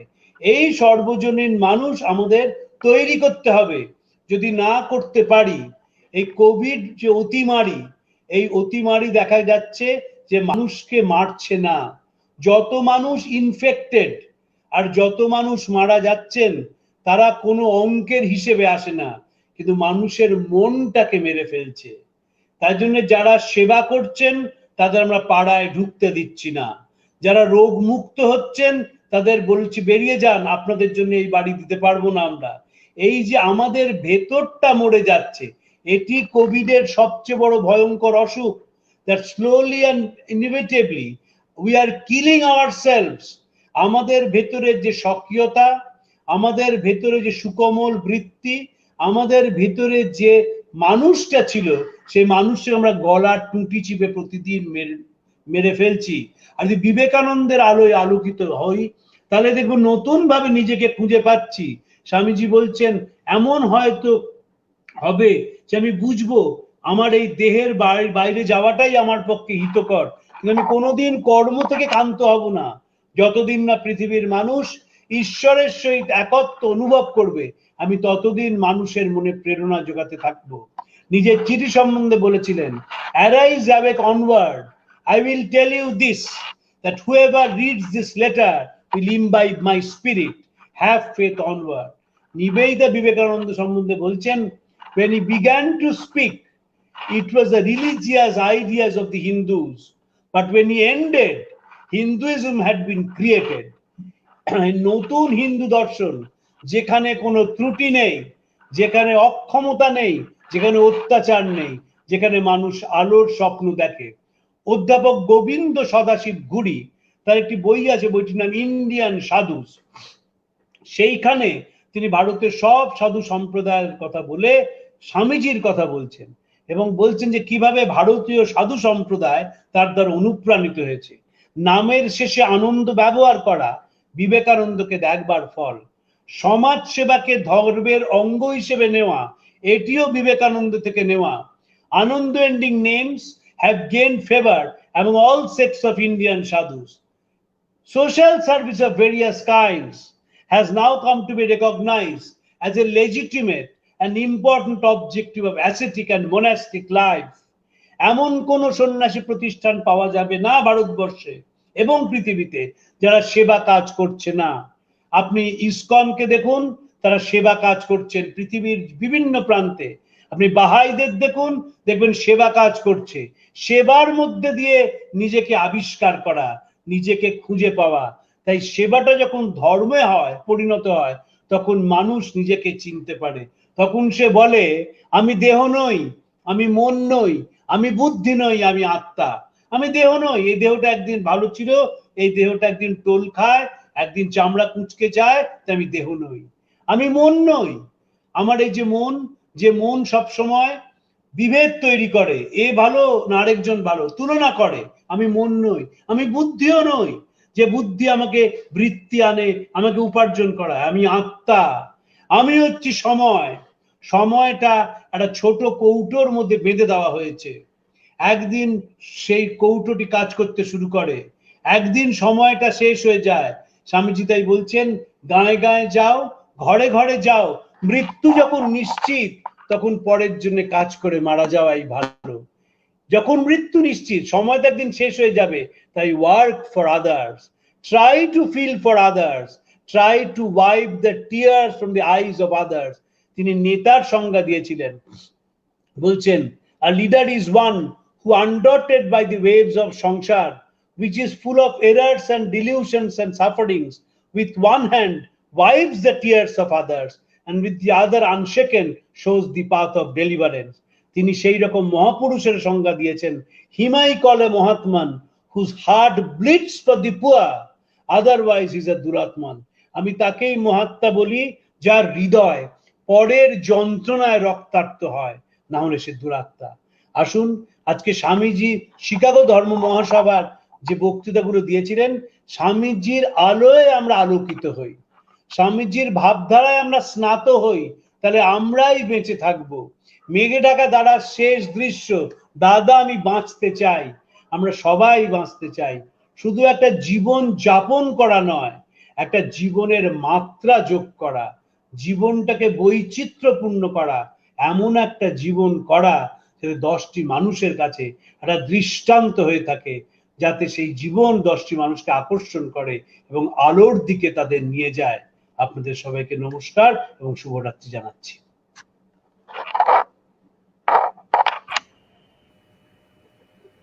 আমি শুরুতেই বলেছিলাম যে তরুণ গোস্বামীর রক্তে মজ্জায় ধমনীতে স্বামী বিবেকানন্দ ঢুকে গেছেন, মানে তার পুরো সত্তাটাই বিবেকানন্দময়। তাই এই বক্তৃতা শুনতে শুনতে সেটাই মনে হলো, এটা যেন তার একটা পুজো, এবং এটা ওই কম্পিউটারের গুগল থেকে নেওয়া সেই অনর্গল বলে যাওয়া বক্তব্য নয়, সেখানে যেন আমরা সেখানে পৌঁছে যাচ্ছি, সেটা যেন আমরা দেখতে পাচ্ছি। তো কিছু প্রশ্ন আছে তরুণের কাছে, একটু বলছি। এস কে ঘোষ এবং শিবাজি সেনগুপ্ত দুজনেই একই জাতীয় প্রশ্ন করেছেন যে এই শিকাগো ধর্ম মহাসভা থেকে ফিরে আসার পর তাহলে বাংলা বা বাঙালি সমাজ কেন তাকে নিলেন না, কেন তাকে গ্রহণ করলেন না। একই প্রশ্ন আমার একটা আছে, প্রতাপচন্দ্র মজুমদার, যিনি ব্রাহ্ম সমাজের প্রতিনিধি হিসেবে এই বিশ্ব ধর্মসভায় গিয়েছিলেন, তিনি কেন বিবেকানন্দের বদনাম রটিয়েছিলেন, এ বিষয়ে তুমি যদি একটু আলোকপাত করো। আর একজন একটা প্রশ্ন করেছে, স্বামীজি 4 জুলাই 1902 সালে যখন দেহ রাখলেন, তারপরেও কেন কোনো নিউজ পেপারে সেটা খুব একটা প্রকাশিত হলো না, উল্লেখ হলো না? বেলুড় মঠে কেন তখনও কোনো উদ্যোগ নিলেন না? এবং স্বামীজির মৃত্যুর কোনো ছবি পাওয়া যায় কিনা? আমার মনে হয় সঞ্জয় কিছু প্রশ্ন করতে চায়। সঞ্জয়। হ্যাঁ, তরুণ এই উত্তর দেওয়ার আগে আমার দুটি মন্তব্য ভিত্তিক প্রশ্ন আছে। যে আমরা যেটুকু পড়াশোনা করেছি, স্বামীজির যখন শিকাগোতে তার খ্যাতি দিক দিগন্তে ছড়িয়ে পড়ছে, তখন যেমন পাদ্রীদের কাছ থেকে অনেক বিরোধিতা এসছিল, অনেক উৎসাহ এসছিল, তার কিছু কম কিন্তু কলকাতায় হয়নি।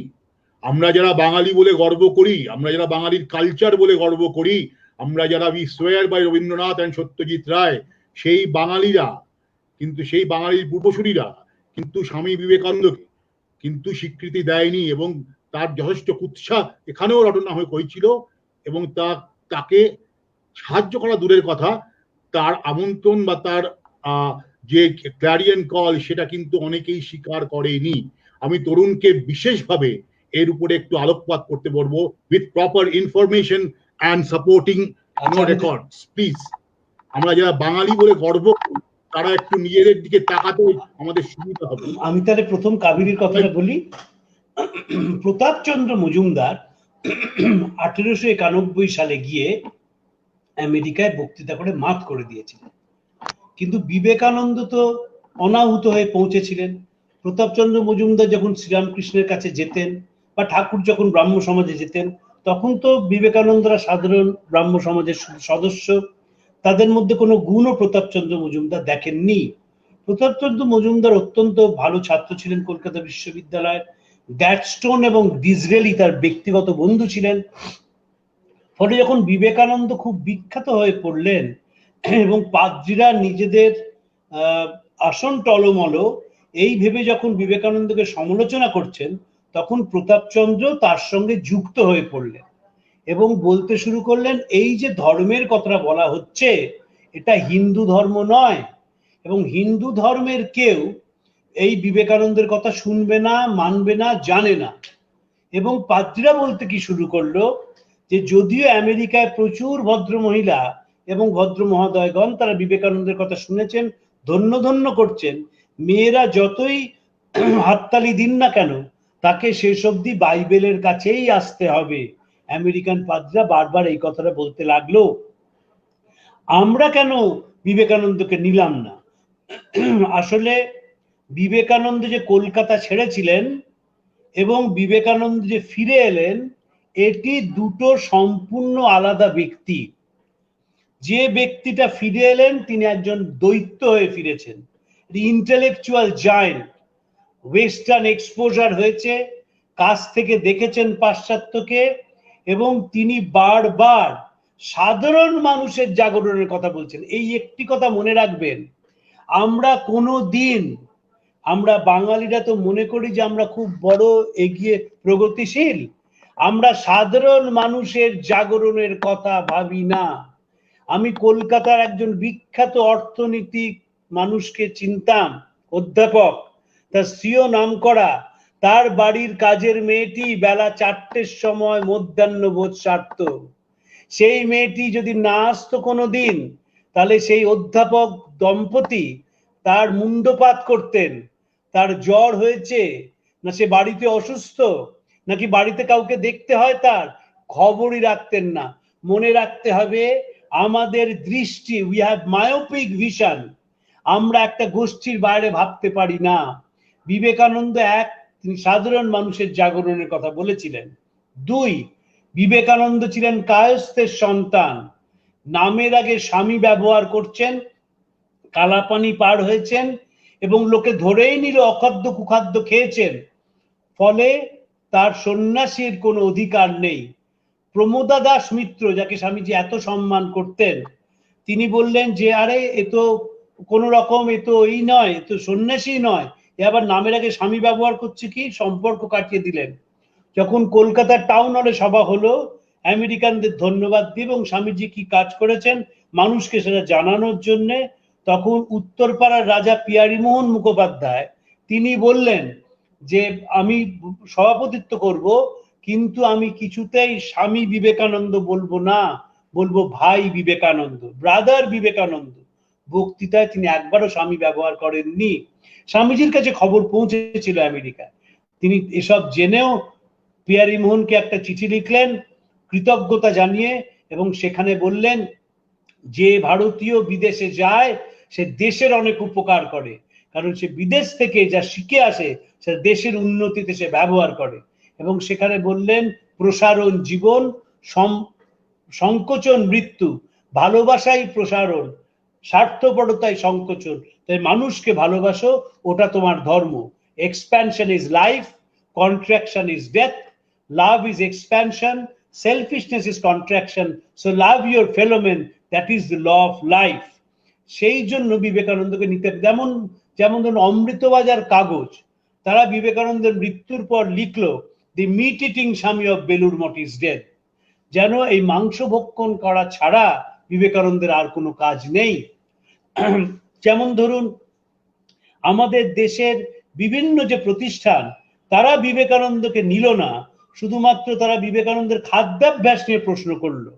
যখন বিবেকানন্দ দ্বিতীয়বার বিলেতে যাচ্ছেন, তখন এই ভারতবর্ষের খবরের কাগজেরা ইংরেজদের চাপে পড়ে বা ইংরেজদের কথা মতো বলতে শুরু করলো যে প্রফেটের কখনো অসুখ হয় না, এবং বিবেকানন্দের কি খান, কিভাবে থাকেন, কেন পাইপ খাচ্ছেন, এই নিয়ে প্রশ্ন করলো।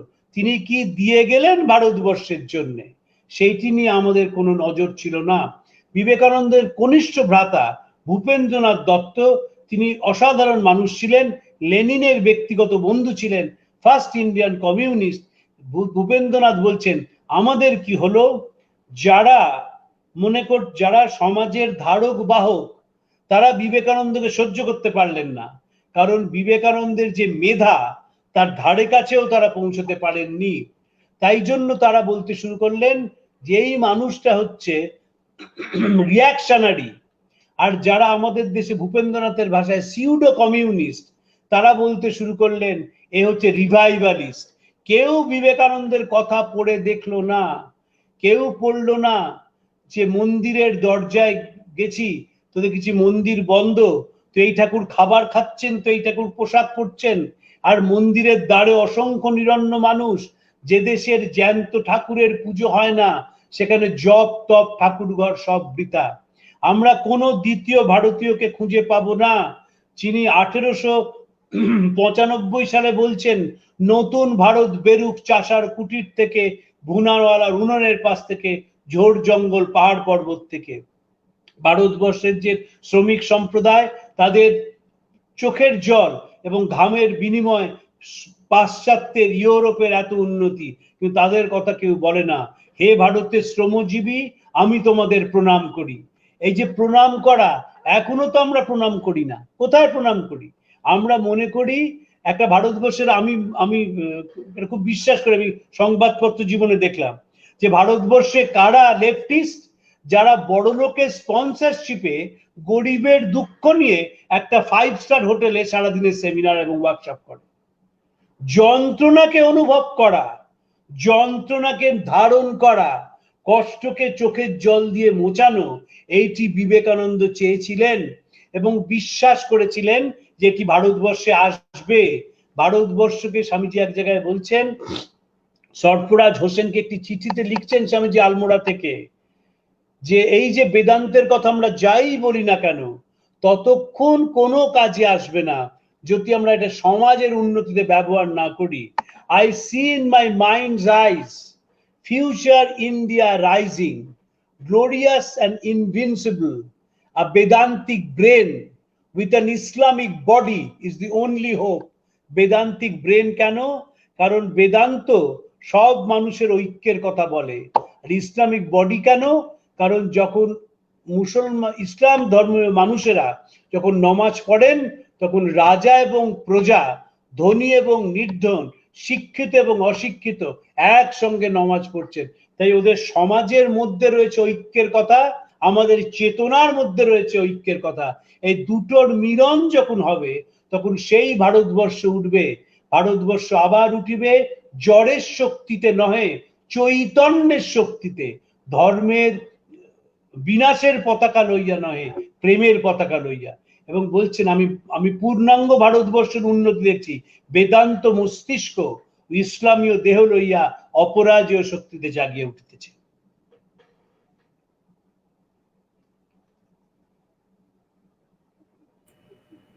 আমার মনে হয় নির্মল কুমার মাইতি একটা কোয়েশ্চেন করেছিলেন, এর থেকে হয়তো উত্তর পেয়ে যাবেন।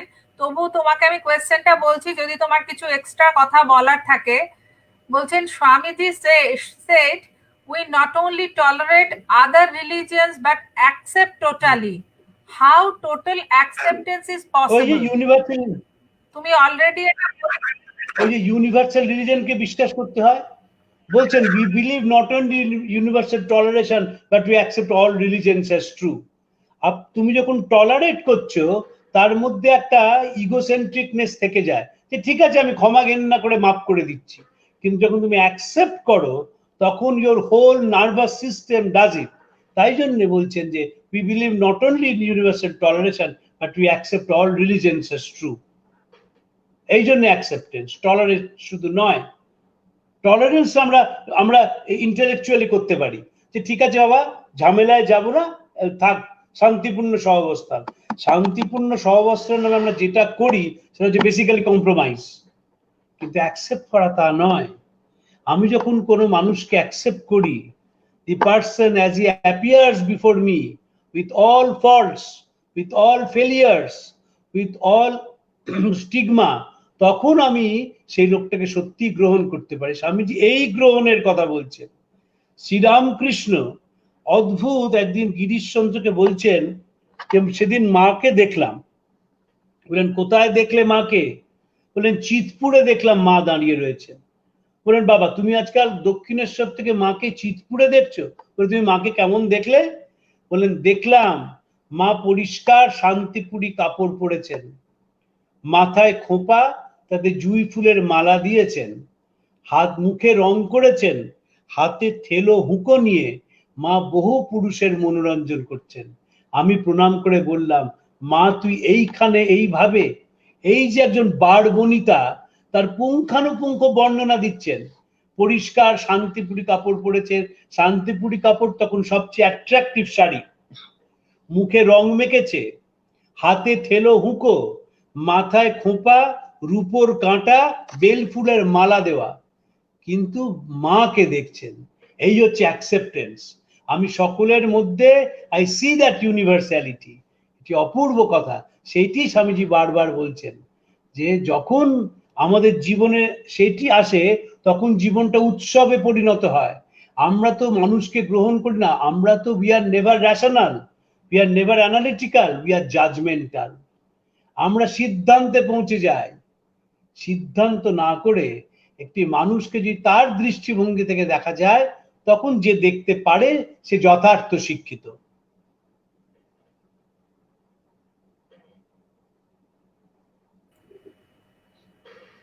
দীপক দাশগুপ্ত, এক মিনিট। দীপক দাশগুপ্তের একটা প্রশ্ন আছে, স্বাধীনতা আন্দোলনের সময় স্বামীজির নির্ভীক হয়ে এগিয়ে যাওয়ার মন্ত্র কিভাবে যুব শক্তিকে প্রভাবিত করেছিল, আর ইংরেজদের তার সম্বন্ধে কি ধারণা হয়েছিল, এই বিষয়ে আলোকপাত করতে পারলে খুশি হব। সেই আগুন কি সেই সময় উজ্জীবিত করেছিল মানুষকে? 1901 আর সঞ্জয় বোধহয়, এক মিনিট, সঞ্জয় একটা কোশ্চেন একবার করে। আচ্ছা, 1901 সালে যখন স্বামীজি ঢাকায় গিয়েছিলেন, তখন বেঙ্গল ভলেন্টিয়ার্সের প্রতিষ্ঠাতা হেমচন্দ্র ঘোষ কয়েকজন ছাত্রকে নিয়ে স্বামীজির কাছে যান এবং বলেন যে, স্বামীজি, আমরা কি করে অখণ্ড ব্রহ্মচর্য পালন করব, কিভাবে পুজো অর্চনা করব, কিভাবে জপ তপ করব, আপনি আমাদের বলুন। তার উত্তরে স্বামীজি বলেন, পরাধীন জাতের কোনো মাতৃশ্রাদ্ধের অধিকার নেই। যে লুটেরারা তোর মাকে অত্যাচার করছে, আগে তাদের দেশ থেকে বিদায় কর, দেশের মানুষকে ফ্রি ডিক্লেয়ার করতে বল, ব্রিটিশ পুলিশ গুলি চালাক, দেশে রক্ত গঙ্গা বয়ে যাক, আর তার প্রথম বুলেটটা এসে লাগুক আমার বুকে। বিবেকানন্দ বিলেত থেকে ফিরে এসেই বললেন, we are not going to tolerate the tyranny of the minority over the majority। এবং যেদিন শোভাবাজার নাট মন্দিরে তাকে সম্বর্ধনা জানানো হলো, তারপরে পরের দিন শোভাবাজার ফুটবল ক্লাব থেকে সম্বর্ধনা জানায় এবং সেইখানে একটি ফুটবলকে লাথি মেরে তিনি বলেন, we must learn to protest। এই বিবেকানন্দকে সাহেবরা ভয় পেয়েছিল। মনে রাখতে হবে, 1757 পলাশির যুদ্ধ থেকে 1947 ভারতের স্বাধীনতা, মানে ভারতের ট্রান্সফার অফ পাওয়ার, আমি স্বাধীনতা বলি না, ট্রান্সফার অফ পাওয়ার, এই 190 বছরের ইতিহাসে সাহেবরা একটি মানুষকে ভয় পেয়েছিল, সে হচ্ছে বিবেকানন্দ। তাই জন্য সিডিশন কমিটির যে রিপোর্ট, তাতে বেঙ্গল চ্যাপ্টারে সাহেবরা পরিষ্কার বলছে দুটি লোকের কথা। একটি লোক হচ্ছেন গদাধর চট্টোপাধ্যায় অ্যালিয়াস শ্রীরামকৃষ্ণ। তিনি কি করলেন? তিনি মানুষকে শ্রদ্ধা করতে শেখালেন, ভালোবাসতে শেখালেন। তাই এই Gadadhar Chattopadhyay is a risky element. আর বিবেকানন্দ কি করলেন? Vivekananda after death has become more dangerous than when he was alive. যখন ইংরেজরা আমাদের বিপ্লবীদের ধরে নিয়ে অত অমানসিক অত্যাচার করছে, সেই মুহূর্তেও তারা দেশকে ভুলে যায়নি। যখন রাজেন লাহিড়িকে, দক্ষিণেশ্বর মামলার অন্যতম আসামি, তাকে জেলের মধ্যে রাখা হয়েছে, কন্ডেম সেলে, তিনি চিৎকার করে বিবেকানন্দের লেখা পাঠ সবাইকে শোনাচ্ছেন। সাহেব জেলার এসে বলছে, তুমি তো কয়েকদিনের মধ্যেই তোমার ফাঁসি হয়ে যাবে, তাহলে তুমি এই স্বামীজির কথা শোনাচ্ছ কেন? তখন বলছেন, দেখো, আমি সেদিন থাকবো না, কিন্তু স্বামীজির কথাই দেশের মানুষকে একদিন জাগিয়ে তুলবে, তোমাদের তাড়িয়ে ছাড়বে। এই যে বিপ্লবী আন্দোলন ছিল, এমন কেউ নেই, কি সশস্ত্র আন্দোলন, কি নিরস্ত্র আন্দোলন, যিনি বিবেকানন্দের দ্বারা প্রাণিত হননি। কারণ বিবেকানন্দ বারবার বলছেন, আগামী 50 বছর দেশমাতা তোমার একমাত্র আরাধ্যা দেবী হন, বাকি অকেজ দেবতা এখন ফেলে রাখলেও চলবে। তো আমরা তো দেশমাতাকে আরাধ্য দেবতা করিনি। আমাদের প্রায়োরিটি হচ্ছে একটা মন্দির বানানো, আমাদের প্রায়োরিটি হচ্ছে যে একটা উৎসব পালন করা। দেশমাতা তোমার একমাত্র আরাধ্যা দেবী হন। দেশমাতা মানে তার ভূগোল, দেশমাতা মানে তার ইতিহাস, দেশমাতা মানে তার মানুষ। এই যে মানুষ আমার একমাত্র দেবতা হন আগামী 50 বছর। 1897 সালে স্বামীজি বলেছিলেন, যেটি আমরা এখনো সেটাকে পালন করতে পারতাম, আমরা অন্যরকম হতাম। আমরা ভীষণ ভালো, আমরা একদম নিয়ম অনুবর্তিতা, আমরা একদম ডিসিপ্লিন। কোথায়? সিঙ্গাপুরে। রাস্তায় থুতু ফেলি না, জোরে গাড়ি চালাই না, আর যেই দমদমে নামি রাস্তায় থুতু ফেলাটাকেই মনে করি শিক্ষার সর্বশ্রেষ্ঠ নিদর্শন। কারণ এই দেশটা একটা বেওয়ারিশ দেশ।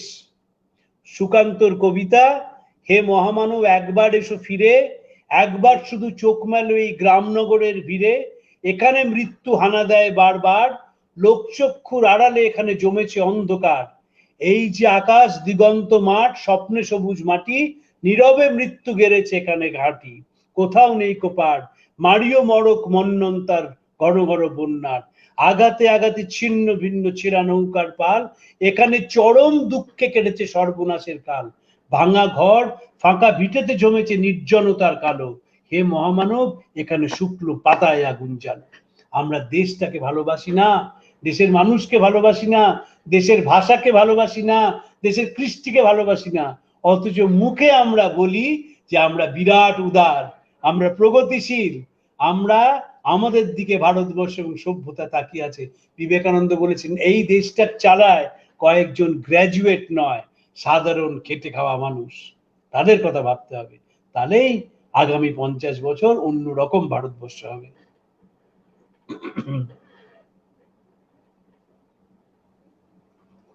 এবার সঞ্জয় কিছু বলুন। আর কার কি প্রশ্ন, আর কিরকম কারো প্রশ্ন আছে কাবেরীর কাছে? কাবেরী মাইক।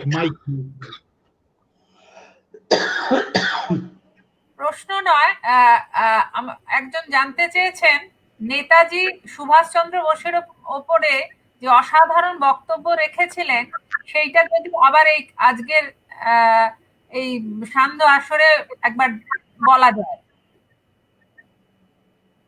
মানে কে বক্তব্য রেখেছিলেন? নেতাজি স্বামীজির ওপরে যে অসাধারণ কথা বলে। হ্যাঁ, কর্মে বিরামহীন, ত্যাগে বেহিসেবী বিবেকানন্দকে নেতাজি চিনেছিলেন।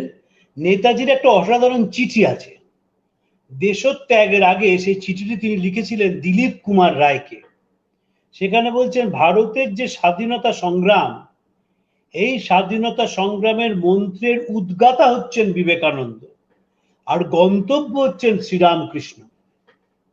অদ্ভুত এই চিঠি নেতাজি বিশ্বাস করতেন যে এই যে ভারতবর্ষের জনজাগরণের কথা স্বামীজি বলছেন, এর মধ্যে দিয়েই ভারতবর্ষ তার অতীতকে খুঁজে পাবে এবং ভবিষ্যতের রাস্তাটিকেও খুঁজে পাবে। তাই জন্য আমরা দেখব যে গোটা জীবন নেতাজি সাধারণ মানুষের কথা বলেছেন। আমি দুটো উদাহরণ দিচ্ছি, এটি খুব একটা বেশি লোক জানেন না। নেতাজি যখন কলকাতা কর্পোরেশনের চিফ এক্সিকিউটিভ অফিসার হিসেবে যোগ দিলেন, তখন মেয়র ছিলেন চিত্তরঞ্জন দাস। তাকে নেতাজি একটা নোট পাঠালেন যে এইখানে যারা সাধারণ বাড়ির ছেলে মেয়ে, তাদের পড়বার কোনো জায়গা নেই, তাদের অবৈতনিক প্রাথমিক বিদ্যালয় তৈরি করা হোক। এবং নেতাজি বললেন যে ইংল্যান্ডের বোরোতে তাদের যে মিউনিসিপাল কর্পোরেশন, তারা এই ব্যবস্থা করেছে। উত্তরে চিত্তরঞ্জন বললেন আমিও ইংল্যান্ডে গিয়েছিলাম, কিন্তু এরকম কোনোদিন দেখিনি, ফলে এটি সম্ভব নয়।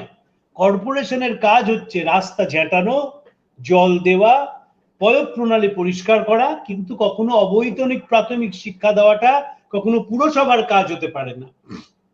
নেতাজি লেগে রইলেন এবং তারপর যখন নিজে মেয়র হলেন, তিনি প্রথম প্রাইমারি ফ্রি এডুকেশন করলেন, which was offered by the civic authorities, এবং প্রত্যেক স্কুলের সঙ্গে একটা মিল্ক বার করলেন, যাতে যারা পড়তে আসবেন পড়ুয়া, তারা বিনা পয়সা এক গ্লাস দুধ পান তাদের শরীরটিকে একটু ভালো করার জন্য, যেটা এখন মিড ডে মিল বলা হয়। এবং সুভাষচন্দ্র যখন মেয়র হয়েছেন, তারপরে একজন ম্যানচেস্টার গার্ডিয়ানের রিপোর্টার এসেছিলেন। তিনি তখনকার সিইও কে বলেছিলেন যে what is this, your mayor is an ICS officer. প্রত্যেক শনিবার দিনকে সুভাষচন্দ্র এজেসি বোস রোডে যে কর্পোরেশনের গ্যারাজ রয়েছে, সেখানে গিয়ে সাধারণ কর্মীদের সঙ্গে মাটিতে বসে মধ্যাহ্ন ভোজ চাটতেন। এই যে মানুষের প্রতি টান সুভাষচন্দ্রের, সেটি তৈরি হয়েছিল বিবেকানন্দ পড়ার ফলে। দিলীপ কুমার রায় লিখছেন বিএ পরীক্ষা এসে গেছে, তবুও সুভাষের সেদিকে মন নেই, বসন্ত হচ্ছে বস্তিতে, এবং সেইখানে রাত জেগে বসন্তের রুগীদের সেবা করছেন, ভোরের দিকে একটু ঘুমাচ্ছেন, আবার পরের দিন কলেজে চলে আসছেন এবং নিজের পঠন পাঠন নিয়ে ব্যস্ত আছেন। বিবেকানন্দ একটা জিনিস আমাদের শিখিয়েছিলেন, happier person is one who works for others. এই যে সেই হচ্ছে সুখী মানুষ যে পরের জন্য কাজ করে, এইটি হাতে নাতে করে দেখিয়েছিলেন সুভাষচন্দ্র। যে পরের জন্য কাজ করে তার কোনো যন্ত্রণা নেই, তার কোনো দুঃখ নেই, তার কোনো কষ্ট নেই। এবং আমরা দেখবো নানা অবস্থার মধ্যে দিয়ে, যন্ত্রণার মধ্যে দিয়ে, যখন খেতে পাচ্ছেন না, যখন ইন্ডিয়ান ন্যাশনাল আর্মি নানা বিপদের মধ্যে পড়েছেন, তার পোশাক কিনতে পারছেন না, অস্ত্রশস্ত্র কিনতে পারছেন না, কোনো অবস্থায় কেউ সুভাষচন্দ্রের মুখের হাসিটিকে কেড়ে নিতে পারেনি, কারণ ভেতরে ছিলেন বিবেকানন্দ এবং বিবেকানন্দের বাণী, যা তাদের আত্মাকে ডেকেছিল এবং আত্মার জাগরণ ঘটিয়েছিল। রবীন্দ্রনাথের কথা মনে রাখতে হবে, 1909 সালে তিনি বলেছিলেন, বাংলাদেশের যুবকদের মধ্যে যে দুঃসাহসিক অধ্যাবসায়ের পরিচয় পায় তার মূলে আছে বিবেকানন্দের বাণী। এই বাণী তাদের কর্মের মধ্যে দিয়ে, ত্যাগের মধ্যে দিয়ে আত্মার উদ্বোধন ঘটিয়েছিল। আত্মার উদ্বোধন ঘটানো মানেই সংকীর্ণতা থেকে, ক্ষুদ্রতা থেকে, সীমাবদ্ধতা থেকে মুক্তি। সেটি সুভাষচন্দ্রের জীবনে হয়েছিল।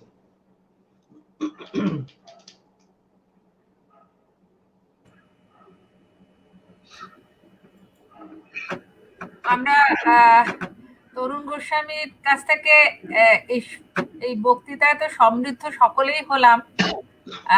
প্রচুর ভুরি ভুরি এখানে প্রশংসার কথা লেখা আছে, পরবর্তীকালে আপনারা দেখতে পাবেন।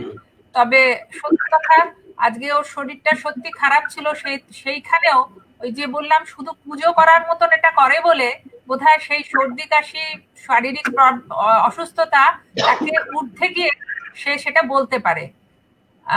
যদি সঞ্জয়ের কিছু বলার থাকে, সঞ্জয় সেটা শেষ করুক, তারপর আমি আগামী দিনের প্রোগ্রামের কথা একবার জানিয়ে দেবো দর্শকদের। তরুণ কথা বলার পরে আপনি বেশিক্ষণ কথা বলতে ইচ্ছে করে না, ভালো লাগে না। তাও আজকে স্বামীজি প্রসঙ্গ করে দু একটি কথা বলবো আমি প্রসঙ্গ টেনে। প্রথমে বলি যে আমাদের যে গুরুদেব, যাকে স্মরণ করে, যার প্রেরণায় আমরা এই বক্তৃতামালা বা এই অনুষ্ঠান প্রয়োজনা করি, আচার্য সৌম্যনাথ ব্রহ্মচারী, তিনি স্বামীজির অত্যন্ত অনুরাগী ছিলেন।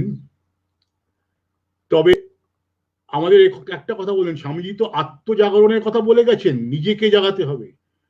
তো যখন উনি চলে যান 2012 সালে, যখন 150 বছরের স্বামীজির সেলিব্রেশন হচ্ছে সারা ভারতবর্ষে এমনকি পৃথিবীতে, আমাকে একটা কথা বলেছিলেন, আরে শোনো, স্বামী বিবেকানন্দ তো বলে গেছেন, ঠিক আছে, আমরা তো এতদিন ধরে শুনছি বলছি, উনি তো নিজেকে জাগাবার জন্য তোদের বলে গেছে, তুমি কি বলছো?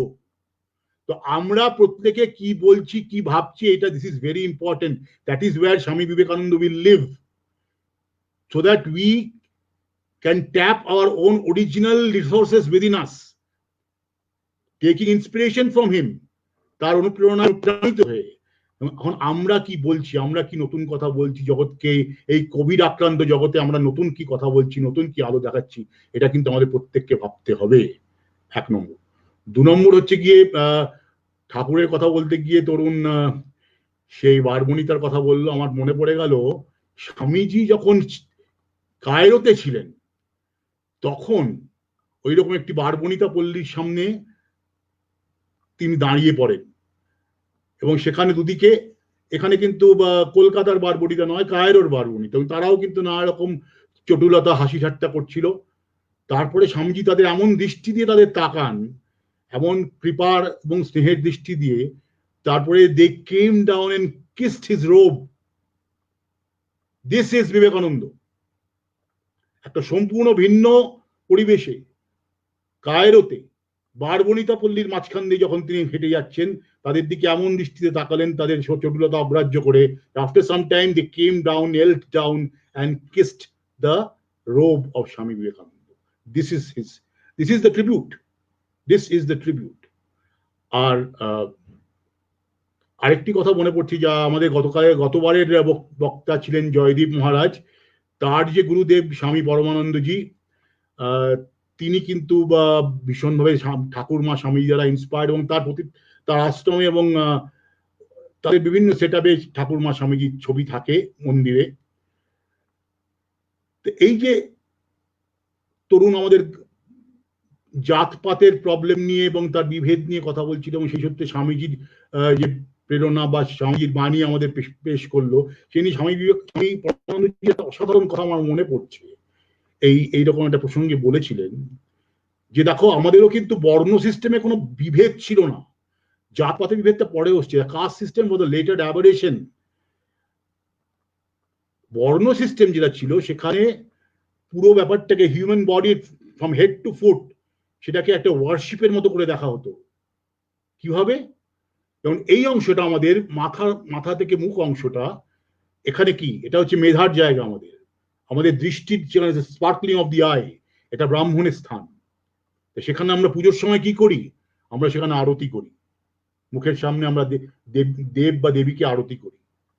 এই যে কাঁধ, the shoulders, which stand for power, prowess, physical prowess, the power to protect the weak, protect the country, সেটা ক্ষত্রিয়ের জায়গা। সেখানে আমরা কি করি? আমরা গলায় মালা পরাই, সেটা আমাদের শোল্ডারকে শোভিত করে। তারপরে আসছি বৈশ্যের জায়গা, সেটা আমাদের স্টমাক, মণিপুর ক্ষেত্র। আমাদের সমস্ত economic transactions, trade and commerce, Swamiji যে কথা বলছেন খালি পেটে ধর্ম হয় না, সেই পেটের কথা বলছি, সেটা বৈশ্যের এলাকা। সেখানে আমরা কি করি? ঠাকুরের যখন আমরা পূজা করি, সেখানে আমরা নৈবেদ্য অর্পণ করি। আর তারপরে শূদ্রের স্থান কোথায়? সবাই মনে করছে না, খুব ডেরোগেটেড, পায়ের শূদ্র পায়ের কাছে আছে, মোটেই তা নয়। এই পায়ে গতি দেয় আমাদের সভ্যতাকে, আমাদের সংস্কৃতিকে। যেমন চরুণ বলছিল যে সাধারণ কিছু মানুষ কিন্তু জগৎকে চালায়, দেশকে চালায়। So the legs, the feet give you the movement, the dynamism to move ahead. সেটা শূদ্রের স্থান। সেখানে আমরা কি করি? সেখানে আমরা প্রণাম করি। কোনোটা কিন্তু আলাদা নয়, এখানে কোনো বিভেদ নেই। সেখানে এই অংশে আরতি করা হচ্ছে ব্রাহ্মণকে, স্কন্ধে ক্ষত্রিয়কে আমরা মালা দিচ্ছি, পেটে আমরা বা সেখানে স্টমাক বা মণিপুর ক্ষেত্রে সেখানে আমরা নৈবেদ্য অর্পণ করছি বৈশ্যকে, আর চরণে আমরা প্রণাম করছি।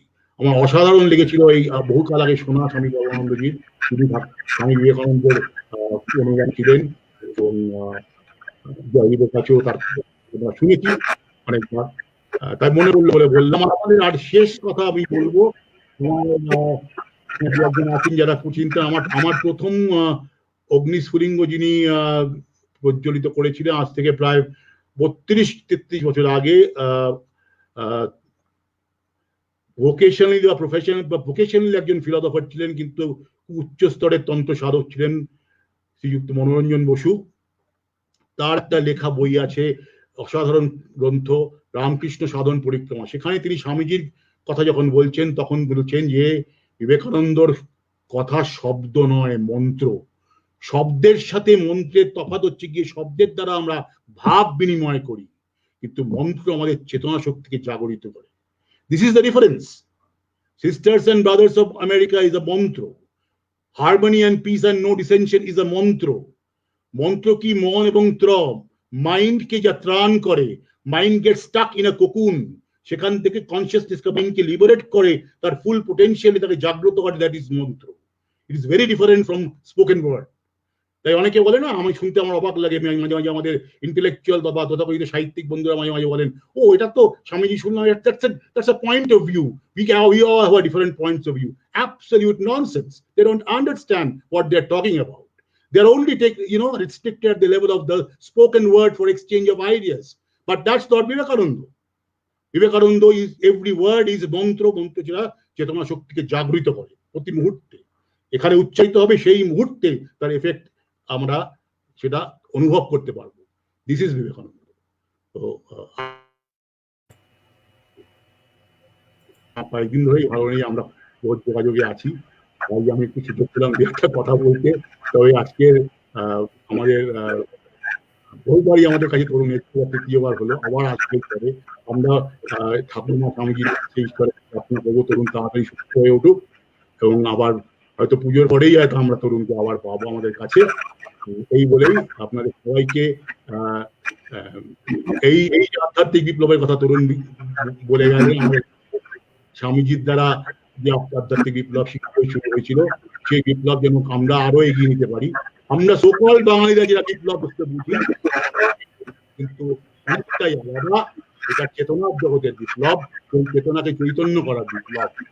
তো সেই পথে, সেই আরোহণের পথে, সেই আরেকটা কথা বলতে বলি, সেটা হচ্ছে গিয়ে শ্রী অরবিন্দের কথা যখন, অরবিন্দ ঘোষের কথা যখন তরুণ বলছে, আমার মনে পড়লো ঠাকুর স্বামীজির কথা যখন ব্রিটিশরা বলছেন তাদের সিডিশন স্টেটমেন্টে, তখন তার কিছু কাল পরে 1908 নাগাদ যখন শ্রী অরবিন্দ ঘোষ হিসেবে জ্বালাময়ী বক্তৃতা দিচ্ছেন, তখন শ্রী অরবিন্দ ঘোষকে ব্র্যান্ড করা হয়েছিল the most potential enemy of the empire, quote and quote, most potential enemy of the empire.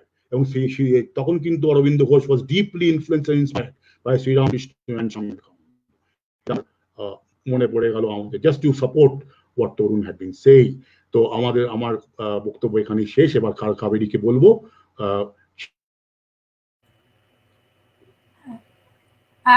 শেষ করার আগে একজন বিনয় বোস বলে বারবার উনি জিজ্ঞেস করছেন যে জন্মগতভাবে সবাই হিন্দু, হিন্দু অর্থ সনাতন, বিবেকানন্দের কথা, এটা একটা লেখা পড়েছিলাম, এটা কতটা সঠিক সেটা একটু তরুণের কাছ থেকে জানতে চাইছে। একটু তরুণ গোস্বামীকে আরেকবার একটুখানি এই প্রশ্নটা জিজ্ঞাসা করলাম।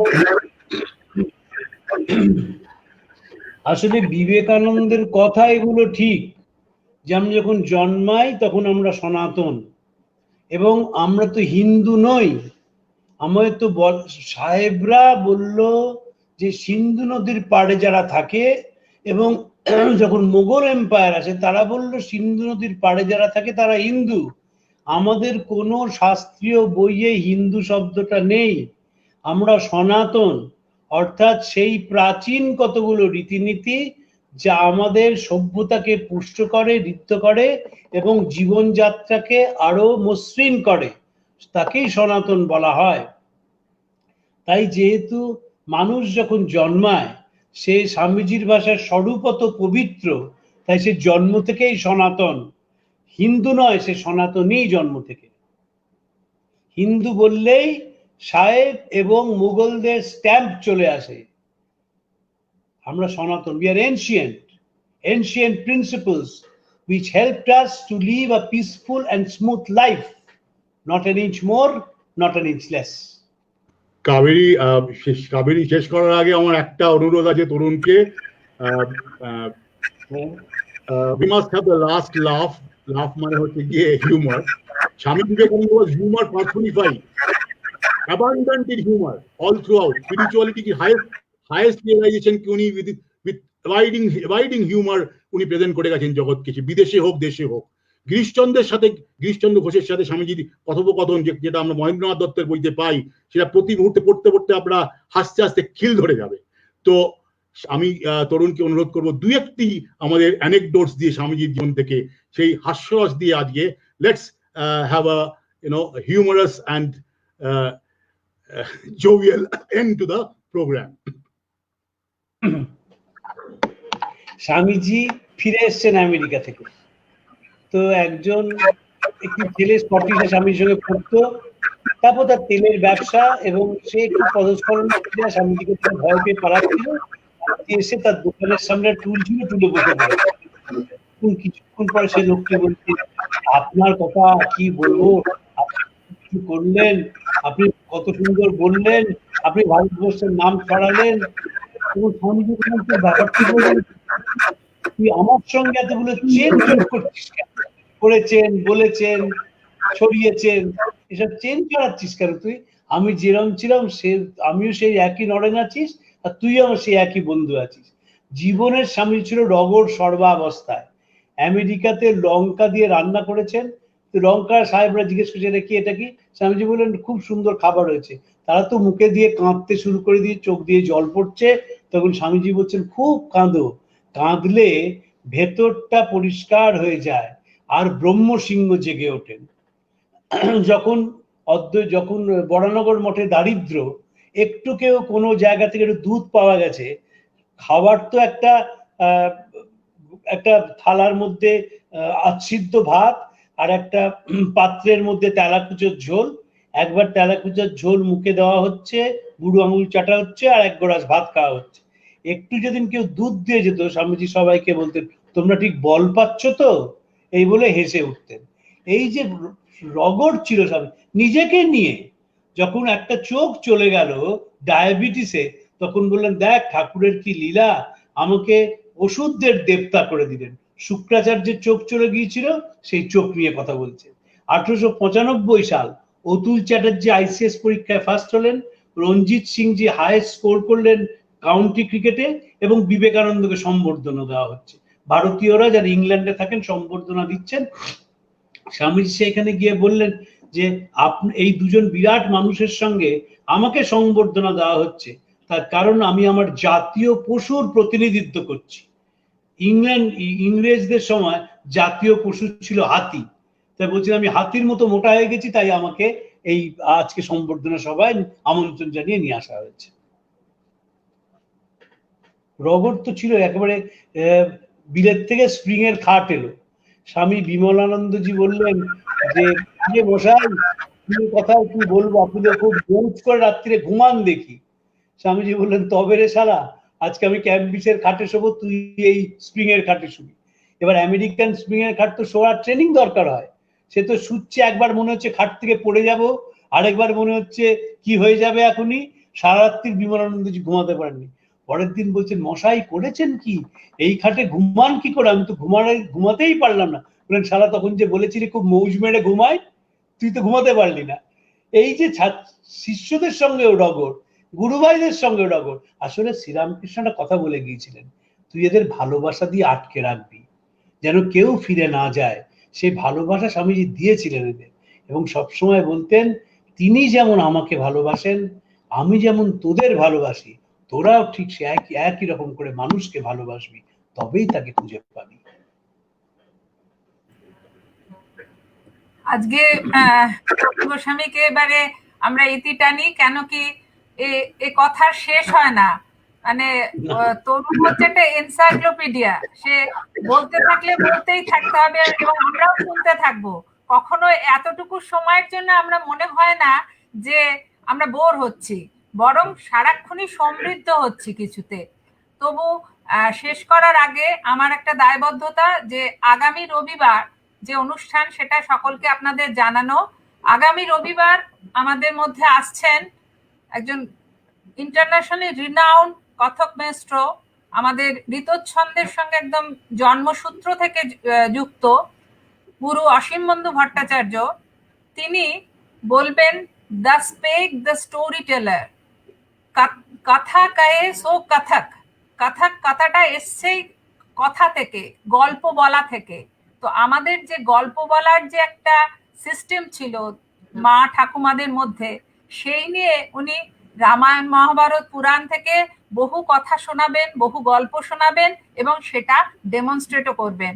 আপনারা সবাই আমাদের সঙ্গে থাকবেন আগামী রবিবার 20 তারিখ সন্ধে 8টায়। সবার কাছে আবার তরুণ গোস্বামীকে আমরা প্রণাম জানালাম, শ্রদ্ধা জানালাম। নিশ্চয়ই আবার আমরা আনবো, এরপরে আবার আমরা দুর্গাপুজোর পরে তোমাকে আবার পাবো, এই আশা নিয়ে আজকে আমরা শেষ করছি। নমস্কার।